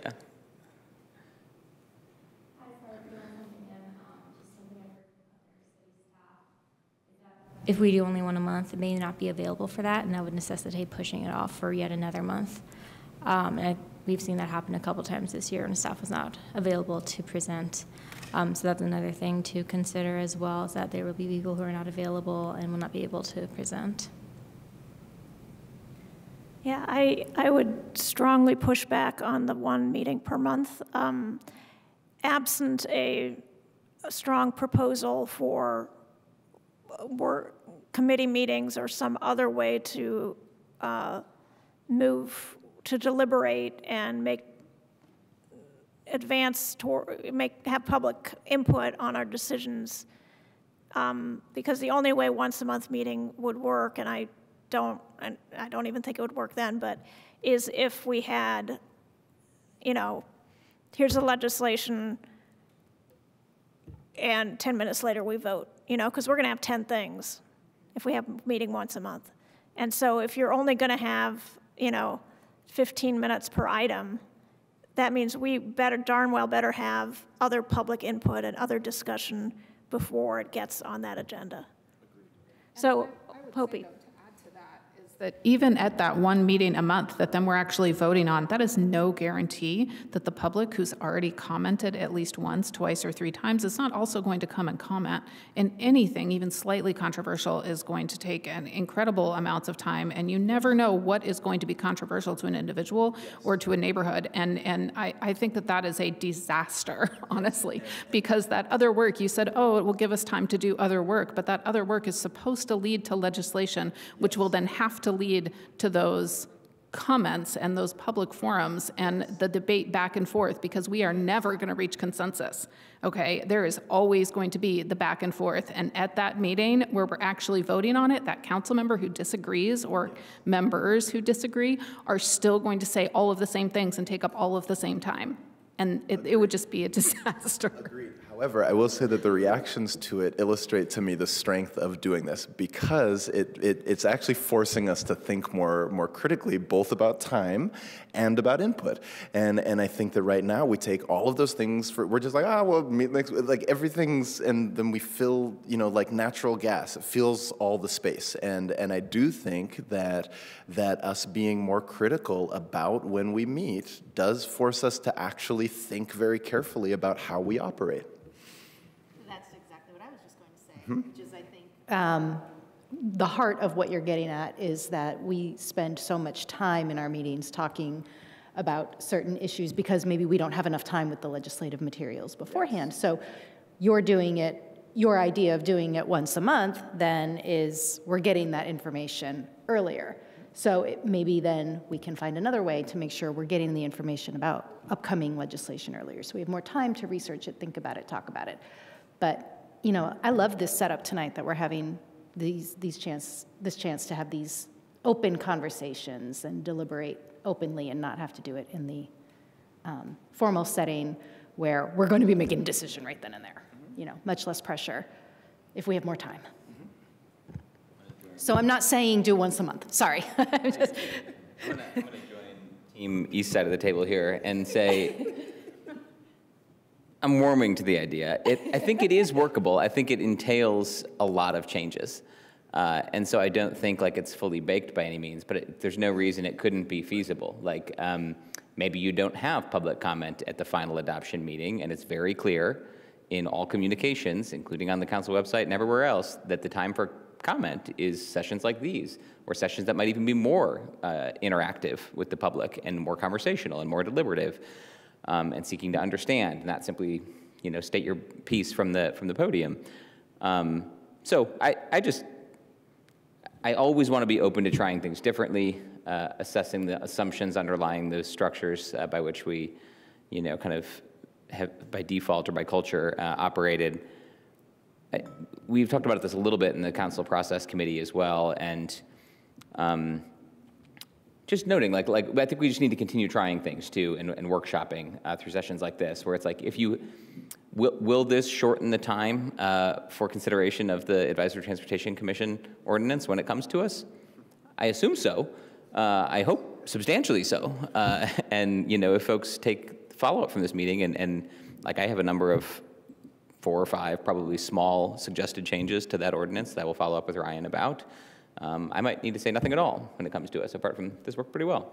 So all that to say, I don't know if we can just jump to 1 meeting a month in January next year, but I think I want to continue to experiment and iterate a little bit and challenge you know, some of the default ways we've operated. After that, okay. I think we should all sing a song before until our voices pick up. I agree that it's not time yet, because who's on processes committee? Dave and Isabel. Okay, I saw you two over here. Okay, I think, you know, sometimes I just say things the way I see them. I think we do, you know, we have a spectrum of participation in everything that is city council. And I think until I see more council members and like different makeups in our ad hoc committees, I don't feel comfortable saying like, let's do other work as needed and then just like be required to report out this one time a month, because I do feel like, I mean, I guess most recently I was on the committee to hire our new attorney, and I'm on the salary committee, and it is a lot of time, and it is, I would say, productive and efficient time well spent, but it is a lot, and I think those two committees have like one person different on them. So like I feel almost like a mom, but maybe that's not how people parent, to be like, show me that this is possible, and I am also up for trying different things in different ways. I do think it is a neat idea, you know, as someone who like commented before I ran for office, like publicly, it's both like good and bad, right? That council members like potentially change their mind up until the last minute. It's like, it can kind of go both ways. It's like that public comment can sway you, but also sometimes you want that time to have public comment and then go back and like double check or ask questions and do research. So that's like not going to happen at that meeting before a vote. So like that would be interesting to say, kind of like we don't do comment when it's the day of voting, because we've done, I mean, I don't know, because we've done it already, you know, kind of thing. Or like maybe we do it like this and the people sit here and we're like, hello. I suggested having tablecloths because it feels homey. And, but yes, I think it is a neat idea to change it. I do think though, like, I do think by the very nature of like, kind of what our community expects of us participation-wise, and then the amount of work, like our code kind of like makes us do, the way it's written and how much is in it. Like, it is a lot of time, and that, so yes, I think if it gets like broken down into committees or other casual meetings, we just have to make sure everyone is like doing their share. I do think that this overlaps clearly with other structural changes, right? And I mean, and I think we've played around with some of them, like, you know, this meeting now.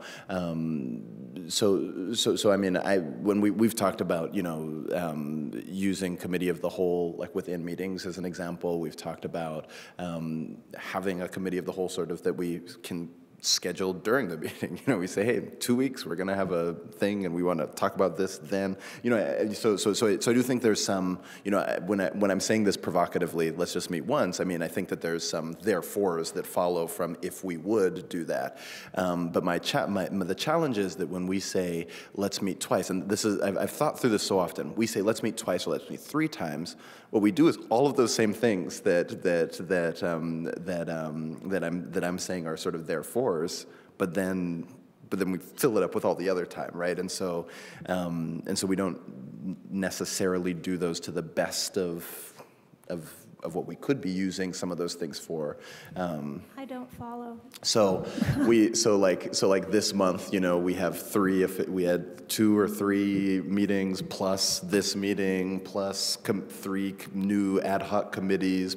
So we proliferate lots of these tools, and they're not in response to, hey, actually, we're trying to save time. When we're talking about ATC, for example, the idea actually wasn't, let's make sure that when we talk about it next time, it goes faster. Like that wasn't, those 2 ideas were sort of happening separately. So by doing this, you unify a lot of these mechanisms that we have for organizing. And it gives us a clear theory of organization. It says, hey, because this, therefore this. But right now, we just, you know, meet a lot.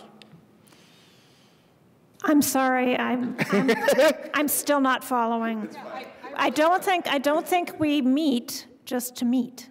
I think we have specific committees because we have outcomes we're trying to reach with those committees, and that's why we have, you know, the elected salary committee. That's why we have the special committee on process. It's not that we meet just to meet. That's not what I'm saying. An example here. So using a specific mechanism, we could at our general meeting that maybe should happen once a month. We could use a consent agenda for things that we don't need that are going to pass unanimously. What happens a lot of the time in our 4 meetings a month is that we will ask 2 hours of questions, make no changes to the thing, and then pass it unanimously. It sort of feels like maybe we didn't have to spend that long doing that. Have no public, like the comments of the public, maybe nobody has any comments. We spend the time publicly showing that we did something that we could have been doing in other forms. I see. You see, like, and but all I'm saying here is that, again, it's a forcing function. So we have some of these mechanisms for us available to us, like breaking into a committee of the whole during a meeting, but we don't have any, like, you know, there's no impetus to do that at the moment, right? So I like an organizing principle that sort of forces us to think creatively about these other mechanisms that are available to us. And efficient. Yes. Like efficiency is the bottom line. Yes. I think that it's literally our job to ask those questions sometimes. Like, I can appreciate that sometimes there are moments that it's like, oh my gosh, do we really need this much information, or do we really need to ask that many questions? But I think sometimes we don't have public comment because we've asked those questions, and people are going, oh, now I know about this thing. And I think that that's part of transparency in government. And I think that a whole lot of us ran on transparency in government. So to then advocate for shorter meetings so that we don't have as much information that's being shared, or that we have information being shared at a different time than the votes is I think in some ways that's hiding the transparency. I mean, it's based. I think that that's irresponsible to the public. That's fine. Just briefly, I think Well, this is our third consensus building activity. This is very different than some of the other ones. I would like us to work on the practice of deliberation. I did not engage the topic earlier from Dave about the idea of council approval for, you know, final design of traffic calming projects, not because of time sensitivity, basically, but I actually am interested in engaging that conversation in like a deliberative way outside the, you know, legislative proposal we're voting on context. And I think I'd like to, like, I hope we can keep doing that in this kind of space where I guess I worry that we're still falling into the patterns of debate, and like let's like I'm just yeah, maybe we can try to like think about the how understanding what Isak's saying, like how do we adapt that, or what are the concerns, but how might we address them in creative ways. And I think we all share what Hopi just shared, which is, you know, transparency in various forms. We all care about public input. I was hearing language about efficiency, which is a value. It's not the only value. Terry Amsler has come here repeatedly, right, and talked about that in the context of board and commission reforms, that we should be careful not to just be thinking about like dollars and cents, business, bottom line kind of mentality, because that's not what local government is, or government generally. But I think it's interesting that like what this surface is, I guess, is, you know, are there other ways to make sure that the accountability that Hopi's raising is happening in terms of, you know, there needs to be some check, there needs to be questions asked. Could those be done in written form and published along with the packet instead? So it's outside of meeting time, but still there and referenced. You know, just trying to get into the more generative kind of pattern of thinking, I guess, is my encouragement or hope.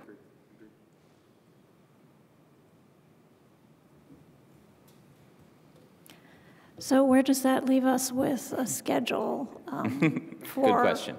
January? Our code says that we have to meet in regular session on the first and third Wednesday of each month at 6:30. That's what code currently says. Operative word, currently. So we can revise code, but yes, I understand that's a bigger hurdle if we want to make a change. What's our goal tonight? Like what,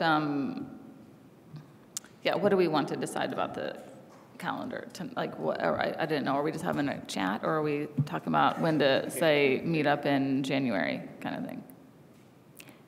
Well, I was hoping to get some input so that somebody could draft a calendar that we could then vote on in December. I'm going to go again.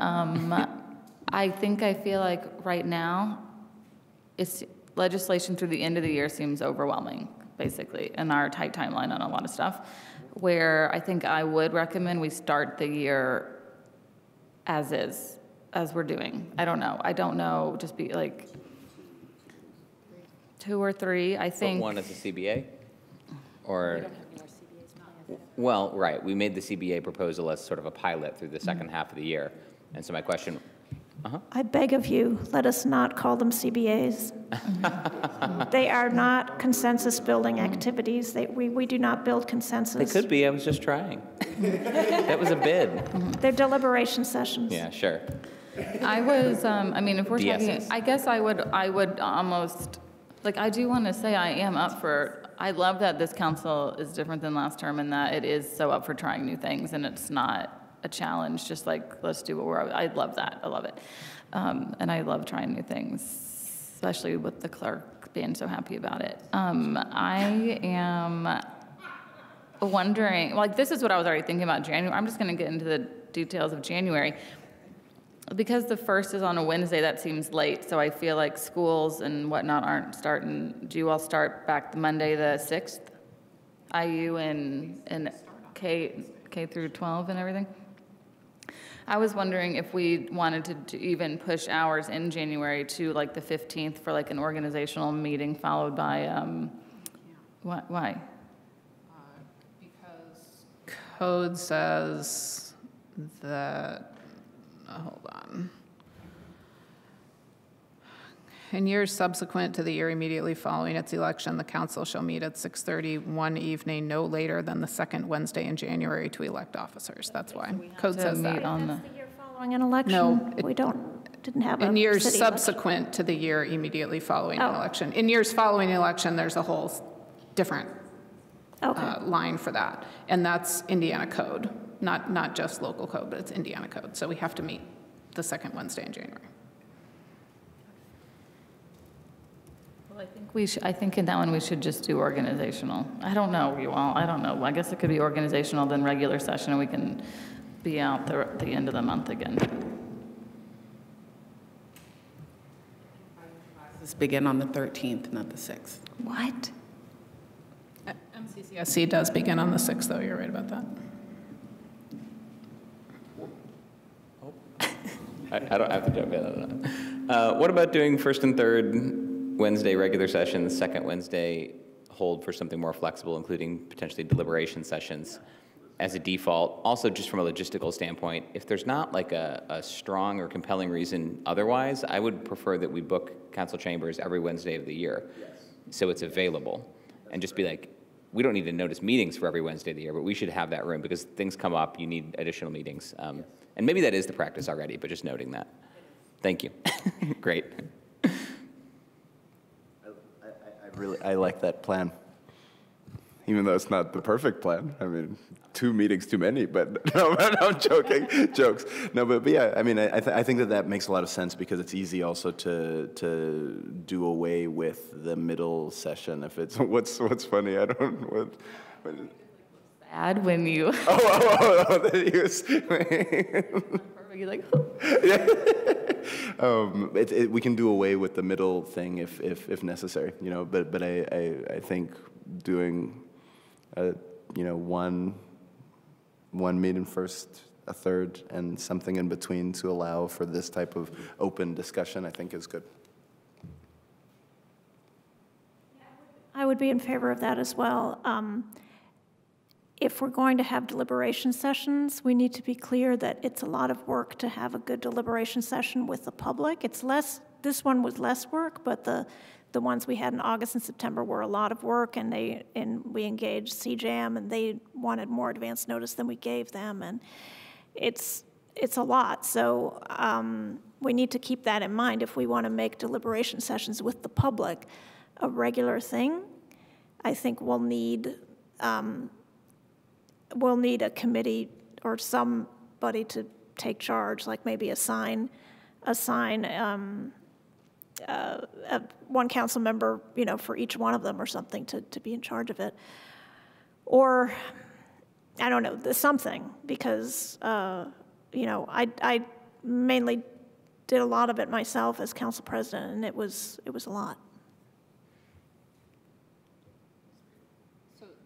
Just potentially land on regular sessions, generally on first and thirds, and special sessions on seconds, and we can define special session as they come, that they might be deliberation or they might be other things. Is that what we just landed on?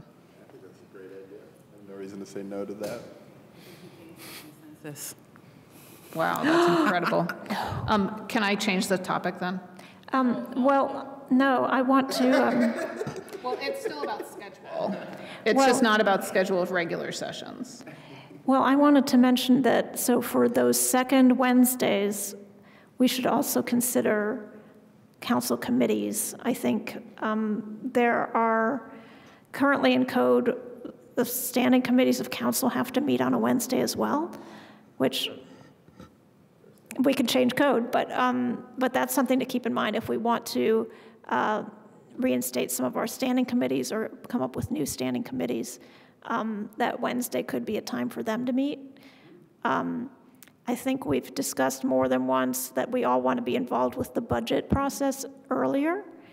And so I plan to propose a finance committee to start in January, which, if it's a standing committee, according to our code now, would have to meet on a Wednesday.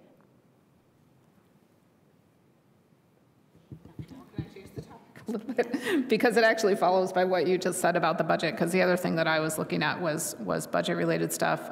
We have this budget advance meeting that this year was scheduled in April, and I think all of us wanted it scheduled maybe sooner. And then there was that whole extra meeting that we added in about like where we came up with our priorities. And I think that it would be good to like set that now so that then we're all prepared for it on our calendars, and maybe that could be a second Wednesday meeting.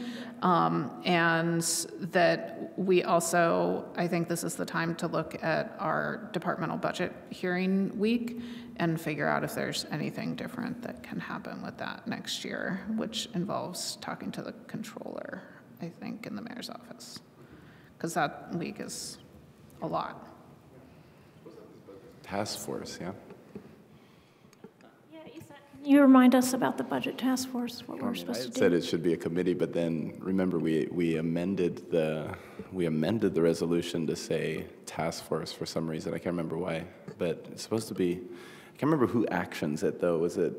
I think we wrote that the mayor would put together a task force, or maybe we left it without a subject.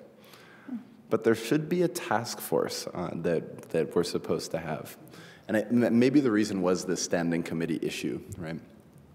It's supposed to be the mayor and friends, controller, and us, I think was the idea. Right, so that's not a committee of council Right. by definition, because it has Right. people that are not on council. Right. Yeah. We invited the administration, or sort of implored them to convene and lead, but with our involvement.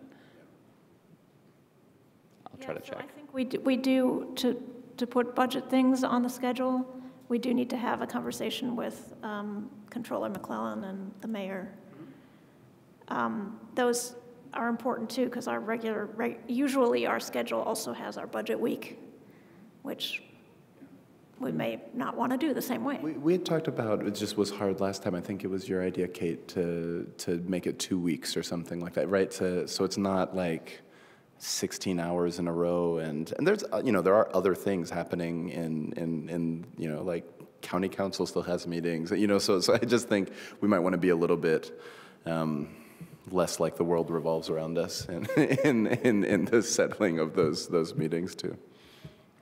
That had to do with the state regulations and like when the county received, or when the controller received certain information. Sure. And turnaround time, and I don't know if that's any different this year, but I mean, I think in addition to us having the longer conversations about budget, something that I'd really like, and I think we sort of saw this happen this year, but then it became, it was too close to the deadline, so it became really pressure-filled, was, it's sort of like, we have the sort of formal hearings of, hey, this is sort of the proposal, and then there's sort of like some time, and then we should have another conversation that's not the day before it needs to be voted for, right? Where we've been able to get our questions back and discuss.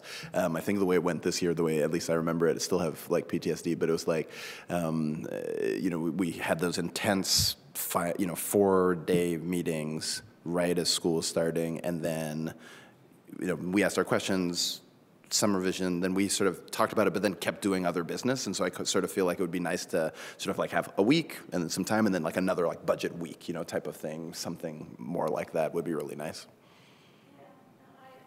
Agree. As a council member who put a lot of questions into that document, that Google Drive, I did feel like there was no time to digest that or to, deliberate on it. We put together an annual schedule kind of as a matter of convenience, and I think as a default set of, default meeting cadence when recesses are scheduled, et cetera, like that's great. I don't know if we have to schedule everything in the budget necessarily with an annual schedule immediately. Like it feels to me, I know there's like weird inputs around like state timelines, how long it takes, like everything's very tight. We did explore this with the previous administration. Like basically like the answer is like, can we do this across more than 1 week? Like was like, no.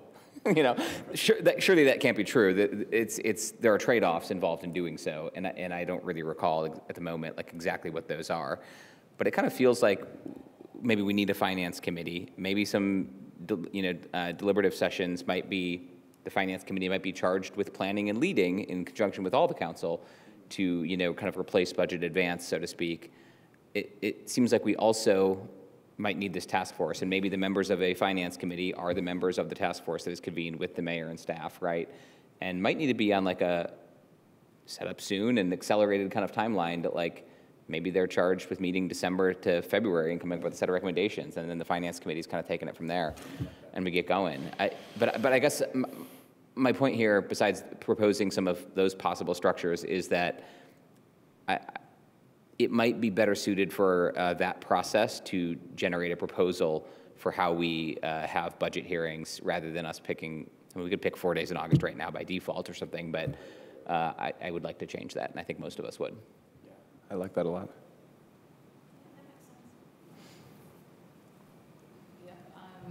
I like that too, and I think what we talked about this 2024 too is that it's hard, or recess happens and then we come back and it's like right into the big budget week, and I don't necessarily think we need to change when recess happens, but I think if we start the budget process actually like before recess, like if there is a time where it's like, here's what council thinks, and we're sharing that with the administration, I almost think like recess is a good natural break then for like us not to hear back from the administration so much. Like if they're like, let us get our ducks in a row, and then when you come back from recess, we're gonna have a proposal for you, instead of when you come back, we're gonna hear what you want, and then, just trying to change some things around recess so that it's not so, like you said, pressure filled. I think I do want us to do a better job here at council to always leave room for another session if we need it, because I think it ends up being like kind of just a weird, almost like bargaining chip, or like, what do we call it? Like a nuclear button, and like it's never really going to work like that, like salary ordinances included, right? And like Matt and I had talked about, we did stop doing committee of the whole, and for the most part with the intention of like, if we need a third reading, we can of course have a third or a fourth reading. And I think when we are scheduling legislation, we need to just think about that a little more, that let's just kind of anticipate a lot of sometimes like this might have to go to a third reading. Those are like two thoughts combined, but. Sort of combining these two ideas, I mean, a lot of our discussions need to be around the outcomes, and I think that's, this year, we moved slightly towards that, and then basically went, here's some outcomes, here's a programmatic budget, let's talk about outcomes again. And so like what would be really, what we want to be able to do is have this really clear through line throughout the year. And I think a lot of the, the early heavy lifting is that. It's like, what actually do we want? Like, it's not what individual things do we want. It's like, what do we want as outcomes? And maybe it's, it's just like, these 3 things in the comprehensive plan, whatever, like however we want to approach that. But it's like, we have to engage very early on that conversation. Like it can't be a thing that we, comes up in August, right? Like it should be all throughout the year. These are the things that we want to see. Well, I can reach out to the controller and the deputy mayor to see whether this task force has been contemplated by the mayor, or I can reach out to the mayor herself. I looked at the language. It does say the council will work with the mayor, so there's some implied action steps that the council has not taken, probably. Yes, okay. So I will reach out to them about the task force, and I think that Matt's idea about if we create a finance standing committee, those council members should be the ones on the task force. That makes total sense. And that they can then meet in January, February, and then propose a schedule for budget stuff for the rest of the year. Does that sound reasonable? I'm pretty quiet. I just want to say, sometimes I get the sense that there's this belief that council and the way council does business is and always has been inefficient. And it's not that I don't think that efficiencies can be significantly made, but I just disagree fundamentally with this idea that there's just kind of general tendency to be inefficient on council. I think in the way we do our business, I think certain aspects of the democratic process are certainly inefficient, but that's what it is, right? There's a democratic process. And this idea of, someone made the analogy earlier, let's say gas, we fill the room at meetings. I don't see it that way at all. I think it's more often than not, it's more like a gel. And when you try to compress it or condense it in one area, it just manifests itself somewhere else that takes time and then creates other issues and problems, other things you got to deal with. But anyway, I just kind of wanted to say that. I just tapped this automatically to turn it on, which is hilarious. I just want to say I really appreciate the gel analogy there. It oozes. Gas, that's what you're saying. I tend to agree. I think a good idea is, if you look at the legislative history of the council, it's like almost quadrupled in the last, just by packet material in the last 20-something years. So the council is doing a lot more, seemingly. And I mean, demonstrably, you can see. Of course, we have to be attuned to what the administration is going to be bringing in terms of needed ordinances and resolutions and so forth. But I like this idea. Who gave it voice? I think it was Hopi. Or actually it was Matt and Hopi. So a regular session twice a month, first and third Wednesdays, correct? And then the second week is a special session. So it gives us the latitude to decide what we're going to do. And it could be similar to a regular session, right? I mean, we could schedule ordinances for approval, et cetera. We just wouldn't have reports from mayor, council, public, or would we? We could. It generally doesn't include that, or appointments, boards, and commissions, or adoption of minutes. But I think it's great. I think that covers the basis, that format.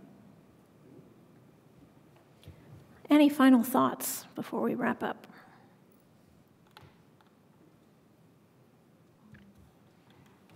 We need to decide on recess and that kind of stuff, but I think whoever is kind of leading the next step of putting something together can kind of decide based on historical practice, and we can make adjustments as needed. So I don't think we need to decide that now, just acknowledging that those decisions do need to be made at some point. Well, I guess I will work with staff and on the draft schedule, and for the budget, I'll check with the mayor's office. But does anybody feel strongly that the recess should be the period of our council recess should be significantly changed? No, I don't feel strongly that it should be changed. The only point I'd make in this, because this did come up this year, is how it interacts with budget, right? So I think your earlier point is just really pertinent here. That so as long as we're mindful of actually moving forward some of the budget things, so we're not in a situation where it's like we can't talk about this because we're not all here type of situation. Well, let's think about that. So if we have our recess earlier, then we would be available in July, more likely be available in July to consult as the budget is finalized. Mm-hmm. So there may be something to be said for an earlier council recess. But maybe this is one of those, things to discuss once we have clarity on, right? I mean, once we have clarity on some of the budget questions that we've raised, I think it's easier to make that decision. But I would agree with you if things were the same, it would be nicer to have it earlier, if at all. Yeah. Like moving it like a week, is that, or like instead of June, right? Is that where it was? Start at the beginning of June. We have to have at least one. We have to have at least one meeting a month. So this last year, we actually had, if you only count regular sessions, 3 meetings in June and then 1 meeting in July. But we could flip that or have 2 in June and 2 in July, and that would still probably give about the same amount of time. I also wanted to point out, though, that we do need to have, in terms of that first and third and then second, need to have some flexibility with that in some ways. Yeah. I'm just noticing in this materials from this last one, there was this note like, hey, we decided to hold a regular session this week instead of another week because of moving a different regular session because of spring break. So it's a good start to a model, but I think really what we're saying is 2 regular sessions a month and 1 special session a month is what we're shooting for. All right. I think that's it. Oh, yes, public comment. My apologies. Public comment on council schedule for 2025. You can come up to the table and state your name and sign in, please. Thank you, sir. You knew I couldn't resist this. This meeting was advertised as a CBA, but it's turned into a committee of the whole. A CBA, by the way, is just a euphemism for a charrette. We used to design charrettes. We should do them, but it's great. It's just, you don't need to call them something different. You guys are still using call it committee of the whole, but this is the way, more the way it was intended to be used as an informal session around a table. If we had been using committee of the wholes this way, it might have been better, but it's still not the way to do business. You're still fulfilling code with the first 3 Wednesdays a month, the schedule you've had this year and last year. But the life that Councilmember Asari seeks can be found in your pre-2023 schedule. 2 meetings a month, odd Wednesdays. The old way was tried and true. It's just that committee of the whole was misused at that time. Appoint a few members, like with a finance committee. They can be ad hoc for each ordinance if you have to. Let them think about an item referred to them on even-numbered Wednesdays. Let them report back the next odd Wednesday. Roberts says a standing committee doesn't have to report back on an item referred to it until the second regular session after it received the item. If you meet regular session on odd Wednesdays, you get it the first Wednesday, think about it the second Wednesday, maybe you keep it for the fourth Wednesday, and it comes back the first Wednesday of the next month. That builds in time to think, the deliberation time you're all seeking. With the previous schedule, that builds a genteel month into the decision-making process. If you don't like meeting so often, only the appointed council members who are on that ad hoc committee or standing committee have to attend on the even Wednesday. The others have the option to attend, but don't have to be there. They can trust their colleagues to make that decision for them, or to at least to make a recommendation, and then the whole council can debate it, but spend less time doing it in regular session. Also, you've got to start considering time limits on more than just comments. No, staff doesn't have to have unlimited time to present. No, council members don't have to have unlimited time for Q&A. No, staff don't have to have unlimited time to respond to council member questions. No, you don't have to extend public comment at the beginning of the meeting because people showed up. Neither you're serious about time limits or you're not. The amount of work before you is only going to grow. At some point, you're going to have to acknowledge that you can't be in on every conversation, even the public ones. You all are going to have to delegate. A consent agenda is a great idea. If we didn't use it before, it's because some member used to prefer to be in on every conversation of every item. But the packet is transparent. Often there doesn't need to be any comment because there's no controversy. Some members feel an obligation to be apparent in their performance of their duties. I felt that obligation too. But a consent agenda is one very good tool for cutting back the use of public time. Committees themselves are another good tool, starting with a finance committee. It's the #1 committee of second-class cities in the state. Every other city has committees, is a finance or budget committee. If you were to name 2 or 3 other standing committees and divide up all the different work that might come before you into one of those 4 committees, you can all save some time on even-numbered Wednesdays. Something I'd be happy to talk about after the meeting. Thanks for hearing me out. Awesome. Thank you. Is there anybody on Zoom who has indicated by raising their hand that they would like to speak? Thank you. Anybody else in council chambers?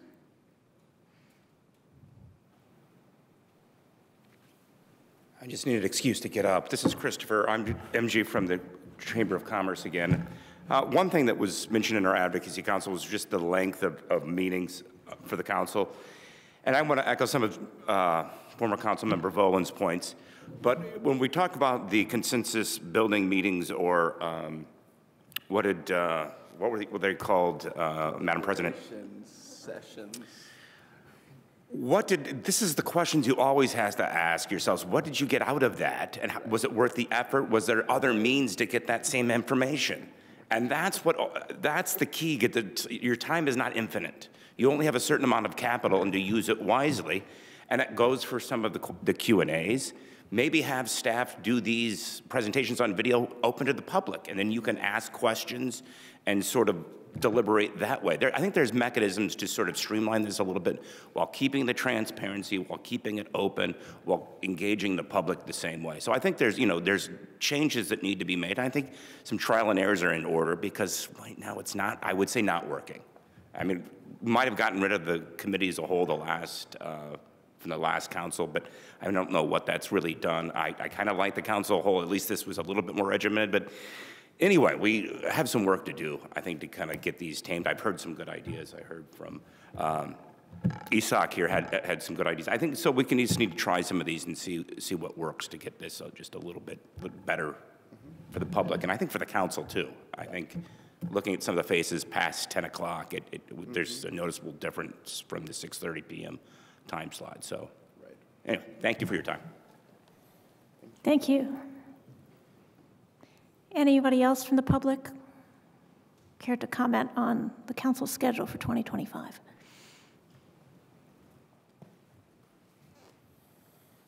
Sorry, should have opened it for you. Oh. Joe Davis. I want to make sure that the public is still going to be able to have adequate measures to provide input. Perhaps fewer meetings might simplify the efforts of the council members, but if it ends up disenfranchising the public, then we should really think about how we can increase the public's opportunity to provide comment on issues that are taking place. So I don't know exactly how that is. Maybe it means that the public has an opportunity to present questions to the council in the interim, but the public needs to still have their full ability to participate. Reducing the number of meetings reduces the voice of the public. So this is something that must be thought of in this situation to fix your schedule. So it's not only your schedule, but it's the public schedule as well. Thank you. And be sure to sign in again, please. Oh, clerk has got it. All right, anybody else here in council chambers? Has anybody raised a hand online? Thank you. All right. Well, I think that is it for our agenda this evening. As I mentioned earlier, we have nothing under our pending legal matter to discuss tonight. Yes? Can I just remind council members who have not done so that Councilmember Zulik sent out a message about time spent on this while we're talking about time spent in meetings. I checked. I think that there are 5 responses to that right now, and there are 9 of us, and my math says that means 4 people haven't done it yet. So if you are one of those 4 people, please do it. Thank you. It's anonymous. All right. Please look at that survey that was sent out. Thank you very much. We're adjourned.